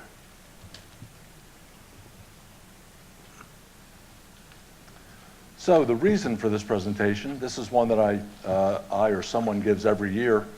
This is to provide information that was discussed in our responses to CAB recommendation 279 many, many years ago. And it's the annual update on Federal Facility Agreement, Appendix E. And this year's briefing, of course, is on the 2017 Appendix E, which was approved a few months ago. And this topic is also on the work plan for the Facilities Disposition and Site Remediation Committee. There's some of you on the CAB are new. I've never heard this update before, so my briefing is going to have a fair amount of background material in it for your benefit. First, a little bit about what the Federal Facility Agreement is. It was established, became effective in August of 1993, just a couple of years after DOE created the Office of Environmental Management. Federal Facility Agreements sprang up around the complex at some sites. Oak Ridge, Hanford have Federal Facility Agreements. So anyway, it is a legally binding agreement among DOE, Environmental Protection Agency Region 4, and the South Carolina Department of Health and Environmental Control. It's not a long document. The FFA, the body of the FFA is 40 or 50 pages long, but it has the administrative requirements for how we're going to do this cleanup business. It has enforceable schedules that are in appendices to the FFA, and milestones for a lot of the actions we must take and documents we must submit. It lists now this is the fun part, okay? The names of the laws are really long. I'm sure you all are aware of that. The Resource Conservation and Recovery Act, known as RCRA, and Comprehensive Environmental Response, Compensation and Liability Act, known as CERCLA. So it lists all of the waste units designated as RCRA, CERCLA waste units, and other potential releases that the Department of Energy must address. And it has a process that we need to follow for any additional release sites that we discover. The FFA also includes requirements for removing the SRS liquid waste tanks from service. As Shelley mentioned, of the 51 total liquid waste tanks, there are 24 which are considered old style or non-compliant, and those are covered by a section of the FFA, Section 9, has requirements for removing tanks from service. Removing from service is just a fancy term for closing tanks. Operational closure of tanks is the same as removal from service. And the FFA also spells out authorities and responsibilities of DOE, EPA, South Carolina DHEC, and it has procedures for resolving disputes among the agencies.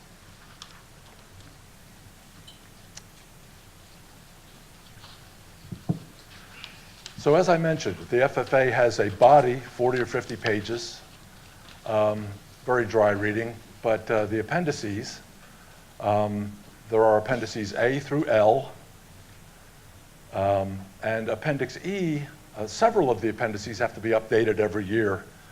Most of them remain very static, they don't change very much. Appendix E is the one that has the milestones for cleanup activities and document submittals. It has to be updated every year, as I said. It's made up of 3 subparts. E1, E2, and E3 are all part of Appendix E. E1, the first part, has enforceable milestones for the current fiscal year plus 1. The current fiscal year is 2017 for a couple more days. So fiscal year plus 1 would be 2018. The first year in our currently approved Appendix E is 2018. That's E1. E2 has the next year, 2019, and Appendix E3 is a larger and more general appendix that covers milestones for the entire life of the cleanup program under the FFA. Appendix E is updated annually. It has to be submitted by November 15th. Let's see. We submit it to South Carolina DHEC and EPA Region 4 for approval, again, by November 15th. So I think I've already gone over this. E1 is the first out year, E2 is the second out year, and E3 is all of the out years after that.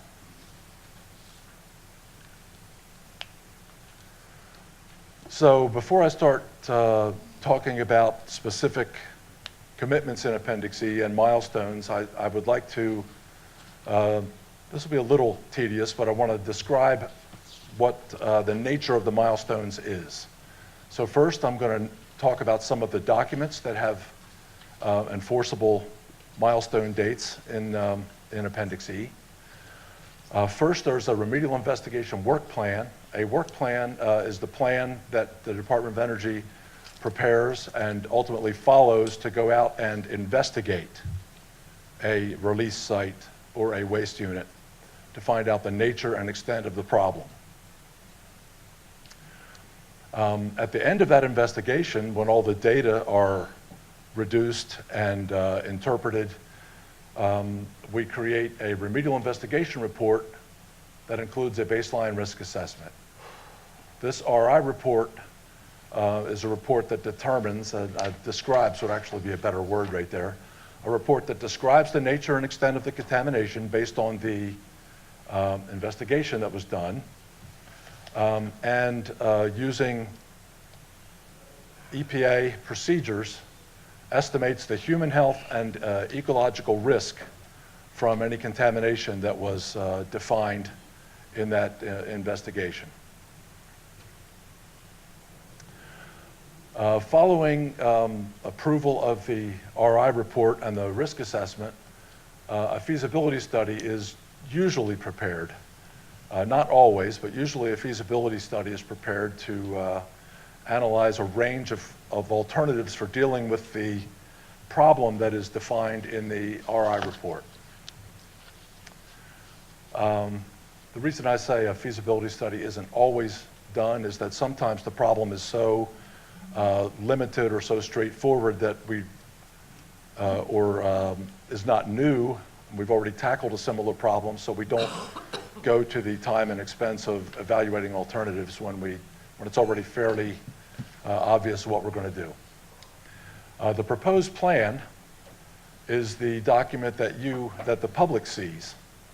And this is created after the 3 parties, DOE, EPA, and South Carolina DHEC, have agreed on what the preferred cleanup approach is. We prepare a proposed plan, and so it identifies that cleanup alternative that the 3 parties have selected, or prefer, I shouldn't say selected.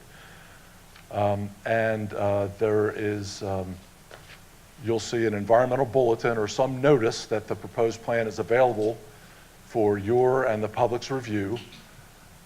Generally, it's for 45 days. Sometimes in some unusual circumstances, it's only 30, but generally it's 45 days. And during that time, members of the public can submit comments to the site on the preferred remedy.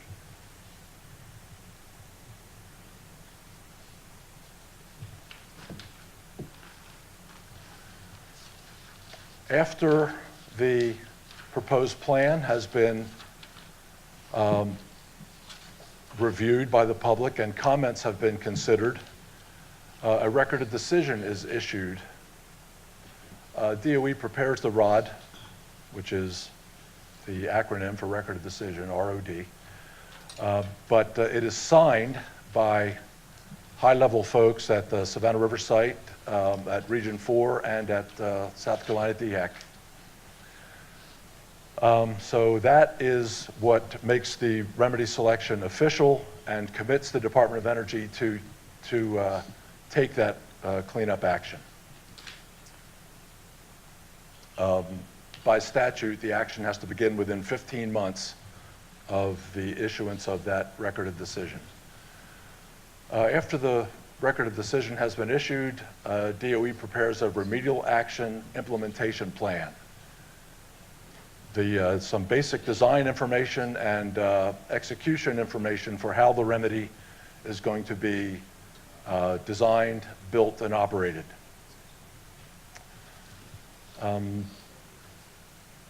If the cleanup is going to result in, for example, an industrial, a site that is suitable for industrial use, but not residential use or unrestricted use, the remedy will include something called land use controls, administrative and legal jazz that we do to ensure that that parcel of land will never revert to unrestricted or residential use.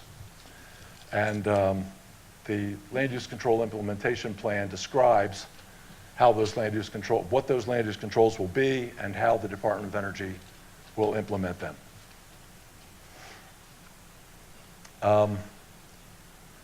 Now those things, everything that I've just described, the proposed plan, the record of decision, the remedial action implementation plan, and the land use control implementation plan, these all are prepared and approved for remedial actions. Sometimes the Department of Energy can take another type of cleanup action called a removal. I'm sure you've heard the term before.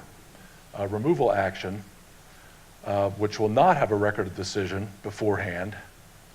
And in those cases, we will produce a document called a removal site evaluation report / engineering evaluation / cost analysis.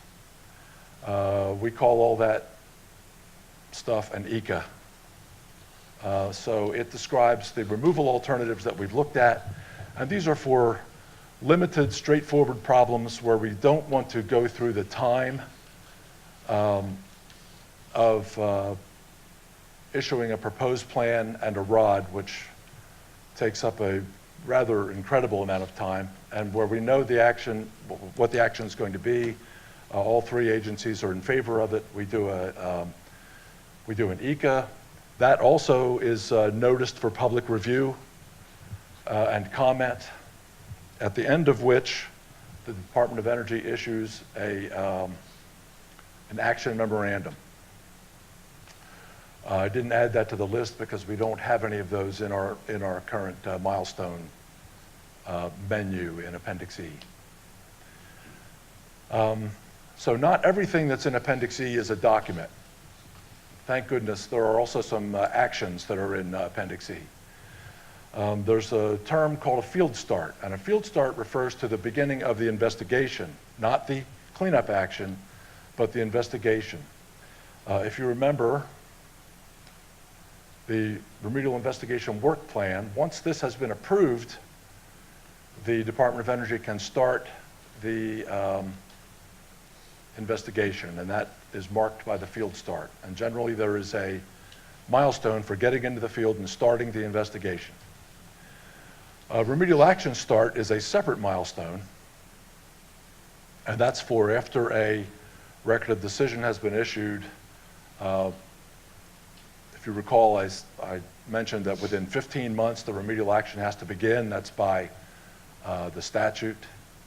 So the RA start has a milestone also in Appendix E. Appendix E, we have also populated with the milestones for the liquid waste tanks at SRS. There are two types of milestones. One is called complete bulk waste removal efforts, and that has been defined as completing efforts to remove bulk, meaning most of the waste, including salt cake, sludge solids, and contaminated liquids from a tank, leaving only a residual heel.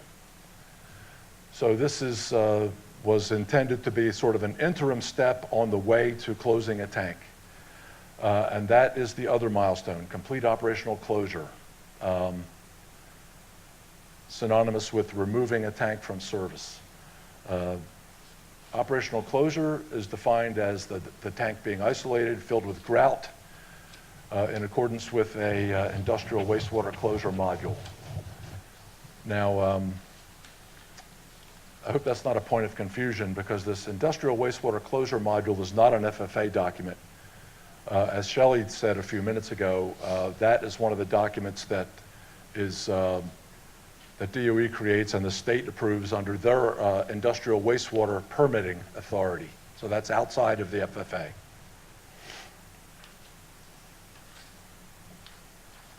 Okay, so most years, Appendix E, every year it's updated, but in most years the plans that we have for taking cleanup actions kind of just roll through time.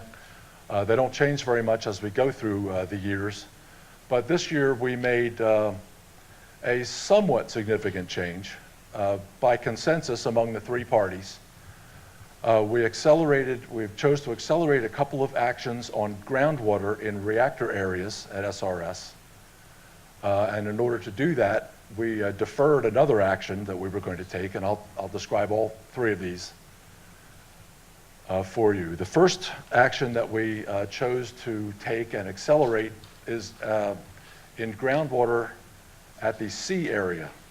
The C area was one of the 5 reactor areas. And like most of the reactor areas, the groundwater has been contaminated to varying extents with both tritium and volatile organic compounds. I'm sure you've probably heard of TCE, trichloroethylene, and PCE, tetrachloroethylene. So anyway, in the last few years, we've defined rather well a plume of tetrachloroethylene, one of these volatile organics, in the groundwater, and also tritium, exceeding their MCLs. The MCL for TCE is 5 micrograms per liter, which is parts per billion, and 200 picocuries per milliliter, which is the maximum contaminant level for tritium. So these plumes, I don't have a map, but they extend south and west from the C reactor building to Castor Creek, which is a rather small stream that flows into 4 Mile Branch. And TCE actually exceeds the drinking water standard in that receiving stream. Castor Creek is a small stream, and there is an even smaller stream that trickles into Castor Creek. And in that tributary, which has no name yet, TCE is above the 5 part per billion standard. So we have targeted that TCE plume for a removal action. It's going to reduce the amount of TCE in the groundwater that can move into that tributary, so that we get it under that MCL in that tributary to Castor Creek. And it will also support the final remedial action for the remaining TCE and tritium and TCE plumes in C area groundwater. There will be one of those documents that I mentioned a few minutes ago, an ECA, scheduled for submittal this month, any day now. And I'll tell you in a few minutes when you can expect to see that for your and for the public's review and comment. There was a final record of decision and action for the C area groundwater scheduled in the next year or two, and that has been delayed. Instead, we're going to accelerate this targeted action to remove TCE from groundwater, and we will set a date for the final C area groundwater record of decision in the next submittal of Appendix E.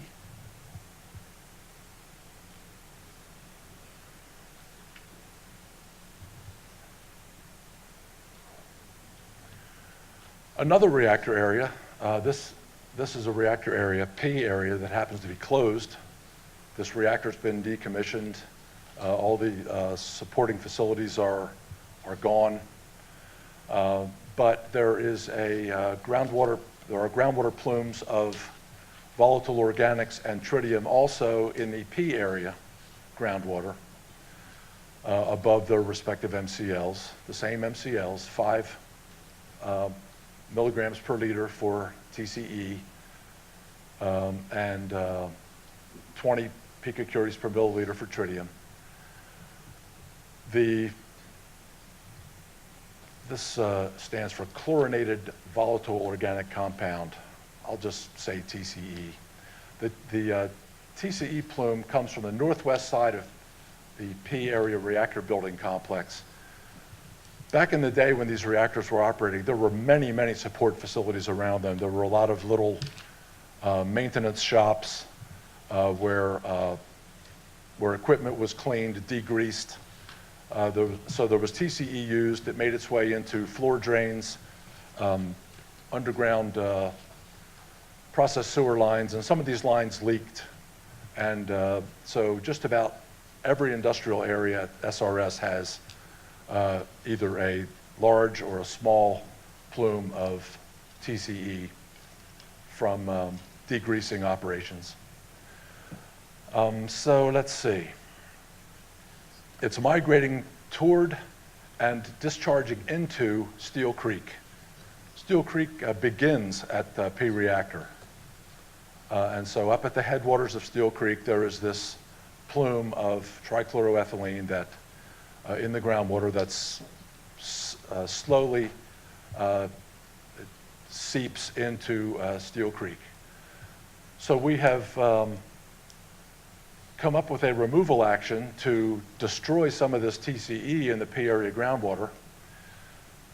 The tritium plume and the exceedances in the surface water, that being Steel Creek, those will be addressed in the final record of decision and the final action for P area groundwater. So this removal action that we're going to take for P area groundwater will be in a report. I didn't want to say that long document title again, but it'll be an ECA next month. That will be submitted next month, October, to EPA and the state. And this will also be available for yours and the public's review and comment in the next few months. More info on that in a minute.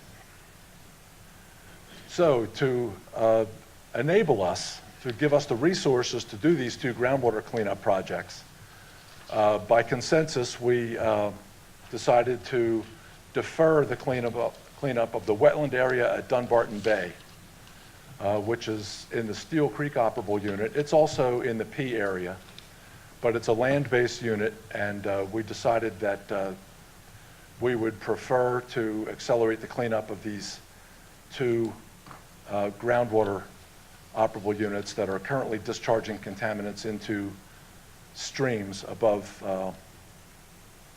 regulatory limits.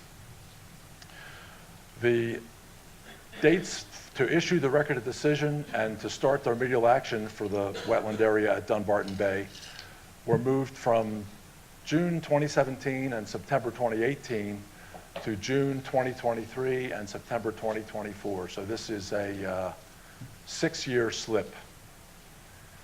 And as I said, this will allow us to accomplish these near-term removal actions at C area groundwater and P area groundwater, address groundwater quality and protect these affected streams. These groundwater actions, we decided to prioritize them and to implement them now, even though there wasn't any plan to do so. The wetland area at Dunbarton Bay has been characterized. We haven't gotten to the point of issuing a record of decision yet on that, but it is stable. It poses no threat of going anywhere, of migrating, or of contaminating groundwater. And it's in the P area, which, as I said, has been closed. The reactor's been decommissioned. It's abandoned. there are no people out there, and so there's no potential for exposure to the material out there, which is ash. It's coal ash near the P area ash basin. So it will be, the reason it was deferred 6 years is because there was already an ash basin cleanup scheduled in the nearer term. So we are going to go ahead and complete the cleanup of the A area ash pile on schedule, and then get to the Dunbarton Bay cleanup after that one.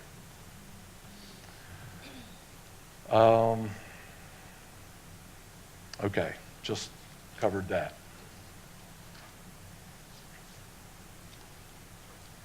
Oh my. That's a fine area. That slide didn't produce.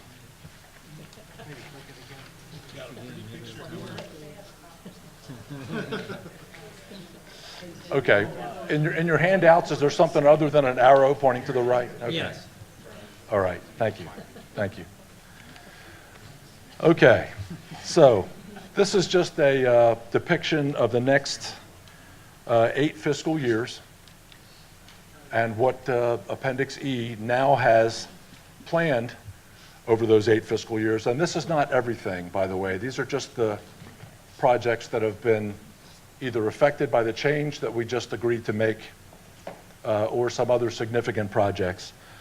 But the first 2 bars, the blue bar and the red bar, are the groundwater removal actions for trichloroethylene at C area and P area respectively. Those will begin in FY 2018. Both of them will have their removal action starts early in fiscal year 2019. It will take some time for those ECAs to be reviewed, approved, and for the Department of Energy to do the design for these 2 actions, but early 2019 is when they will start in the field in earnest. That navy blue bar, the 3rd one down, is the GOSB. As you can see, stands for the G Area Oil Seepage Basin. This is a project that we are currently in the process of, we're done characterizing it. We're getting ready to submit that remedial investigation report with the risk assessment. So we're in the process of defining the problem there. We'll evaluate alternatives, and we will issue a ROD in the late FY 2019 and take the action in FY 2020. Next, you see the wetland area at Dunbarton Bay. You see where it was scheduled to begin in FY 2018, and it has shifted out to 2023 to allow us to execute the next 2 projects. The D area groundwater is what DAGW stands for. The investigation will start in 2020, and the ROD will be issued in 2023. What you don't see on the, after the issue ROD, you don't see the length of the, you don't see the remedial action taking place because we don't know how long that will take. But all of these bars actually extend to the right, farther than they're shown on here. And the last one, the A ash pile and coal pile runoff basin, is the project that we did not want to defer. So that is going to stay on the schedule from the prior year's Appendix E. We will issue a ROD at the beginning of FY 2022 and start that remedial action in 2023. This is a very old ash pile in the A area. And it's next to the coal pile runoff basin that used to receive the runoff from the coal pile next to the old A area powerhouse that no longer operates. The coal pile's gone, but the basin that received the runoff from that coal pile for many, many years probably has some residual fine coal material in the bottom of it and some low pH stuff as well. So,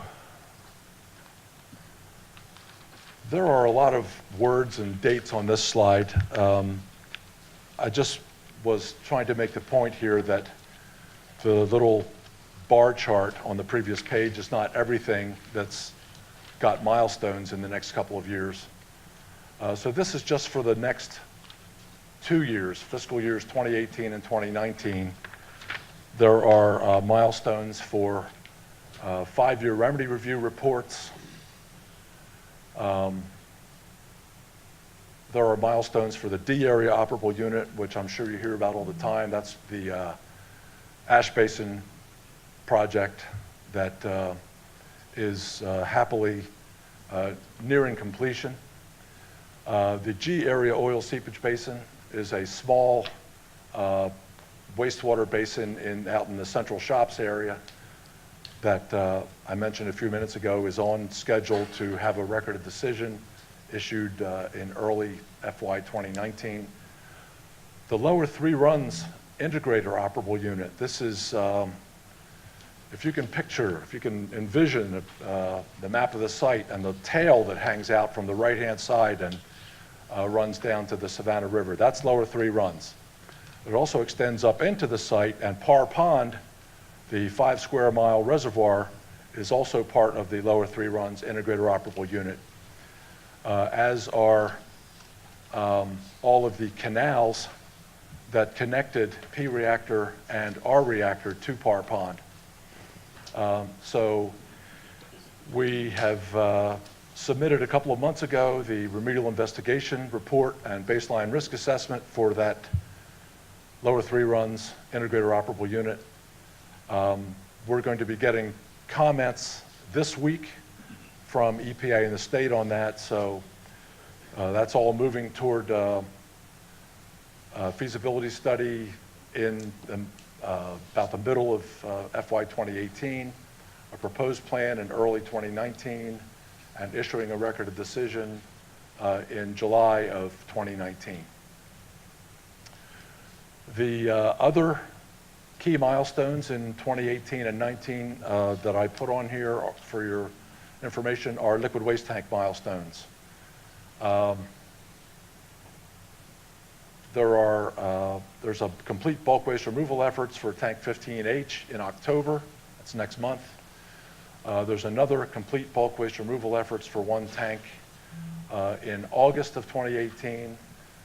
And there is a complete bulk waste removal efforts for 6 tanks at the end of 2018, a year from now. And a year after that, operational closure of 2 tanks, September of 2019.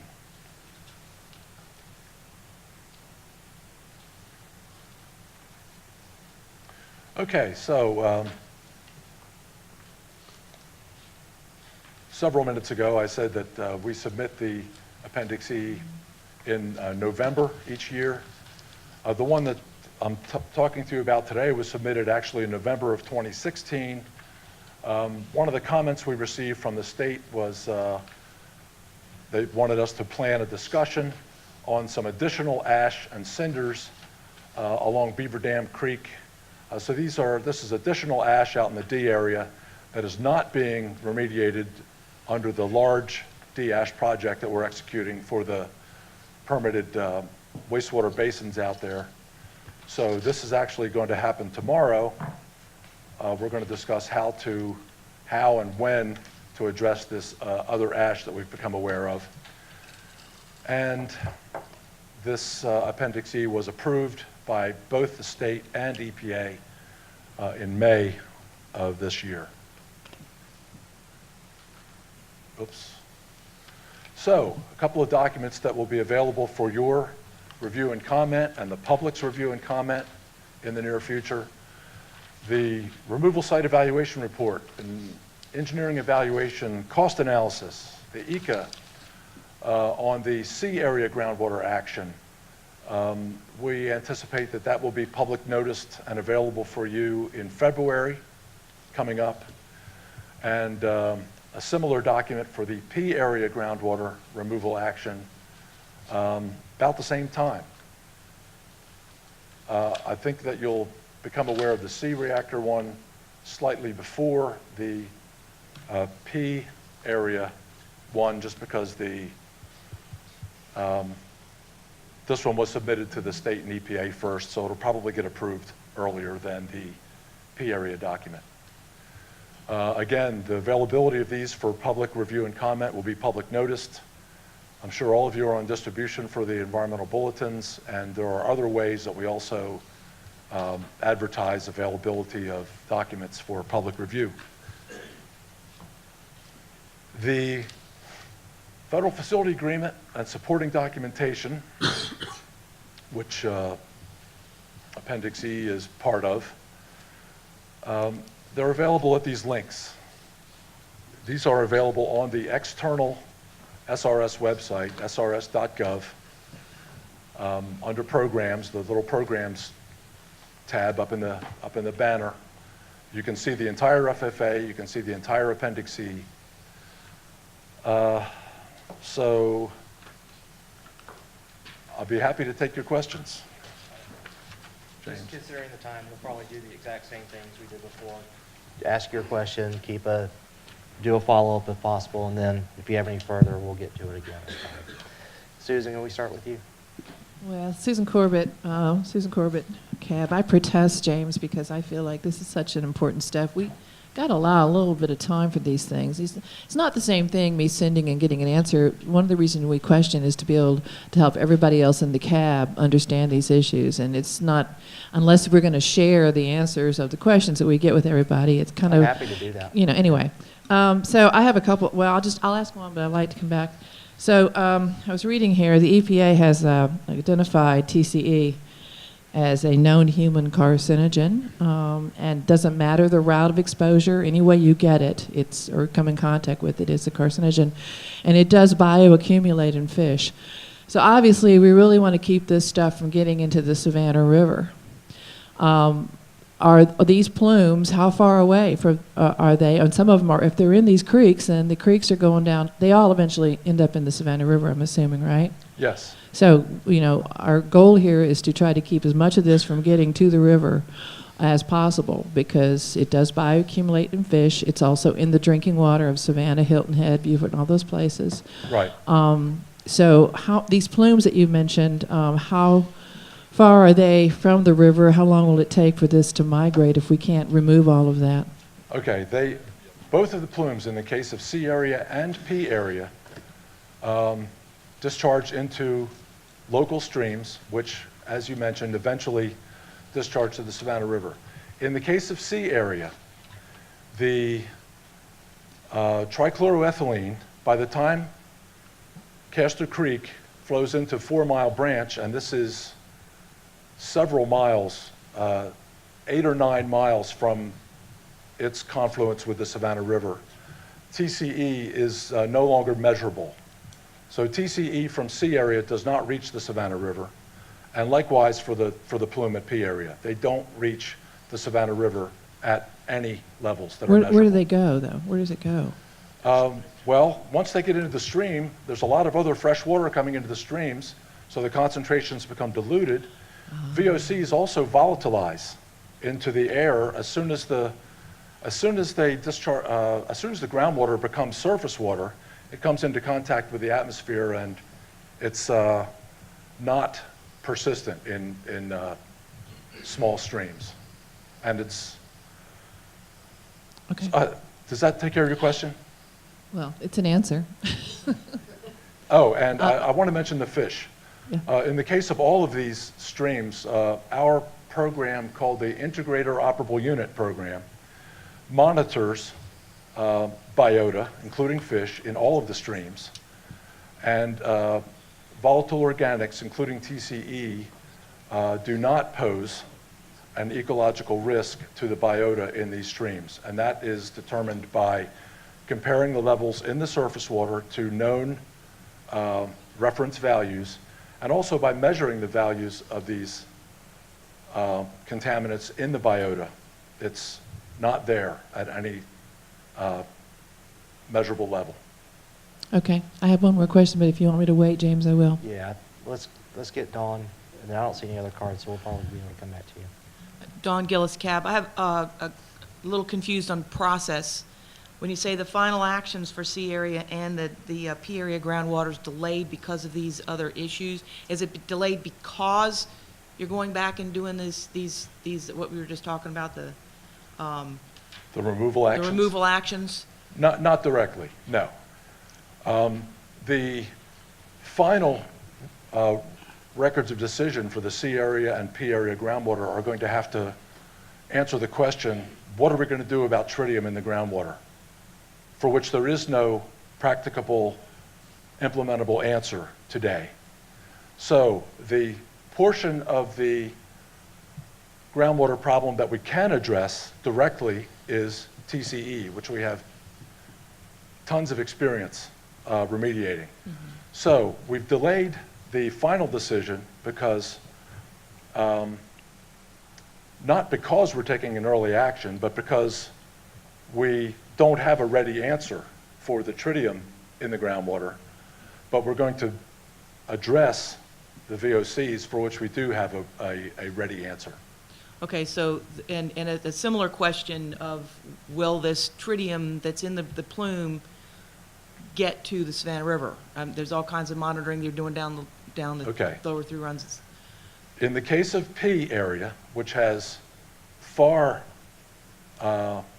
higher levels where it discharges into Steel Creek, the levels in Steel Creek are higher than the levels that C area contributes to the Castor Creek. Of tritium. So let me talk about, of tritium. Tritium. Just tritium now. I'm Okay. addressing your question. Okay. Steel Creek flows from P area down past the L reactor and then enters L Lake. Okay. We have impounded Steel Creek, forming L Lake. It's 2 square miles.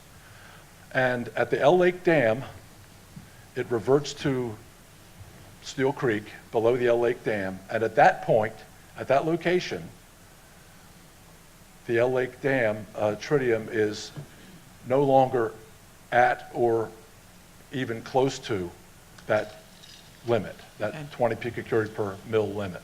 Okay. So, as I said, these streams, we don't see all the other recharge to these streams from runoff, from other groundwater, from other little minor streams that come into them. But as you go downstream, the flow increases, the amount of water increases. So there's input of clean water into the stream. And also, when it gets to L Lake, there's a huge body of water there that receives constant input from the river water system. Our river water distribution system is still bringing water to L area to support the mission out there, and that water all ends up in L Lake, so there's another source of clean water into L Lake. And bottom line is that where L Lake goes, we're at the L Lake Dam, where it reverts to its normal flow, there is no longer an exceedance of tritium. Okay, all right. I have other little ones, but I'm not going to worry. That was my Okay. big one. Thank you. Now, let me talk about C area for just 30 seconds. There is tritium above 20 in that unnamed tributary, but it flows into Castor Creek, which flows into 4 Mile, which unfortunately is receiving a lot more tritium from up gradient, where the burial ground and the separations areas are, those groundwater plumes come into 4 Mile above where Castor Creek comes in. But where Castor Creek joins 4 Mile, it's no longer, the water in Castor Creek no longer exceeds 20. But once it gets into 4 Mile, there is an exceedance. But by the time 4 Mile reaches the Savannah River, there's no longer an exceedance. Thank you. Susan, you got? I have a question about the residual heel in the tanks that have been closed. So this is the material that has been allowed to, or you can't get any more out. And I'm assuming that each of the tanks is different because they all had, is there, and we heard earlier today that there is mercury, that they couldn't get out of that. There's just some mercury left in the tanks. Is there a there's some place where we can go and read about each tank and how much was left in there, the characterization of it, how many curies are left in each tank, what, a characterization of each tank and how much radiation was actually left. Where can we get that information? I'm going to refer your question to Gene Ridley, who's here from the Waste Disposition Organization. I'm curious about this residual heal. Yeah, I believe that information is captured in the final closure plan for each tank.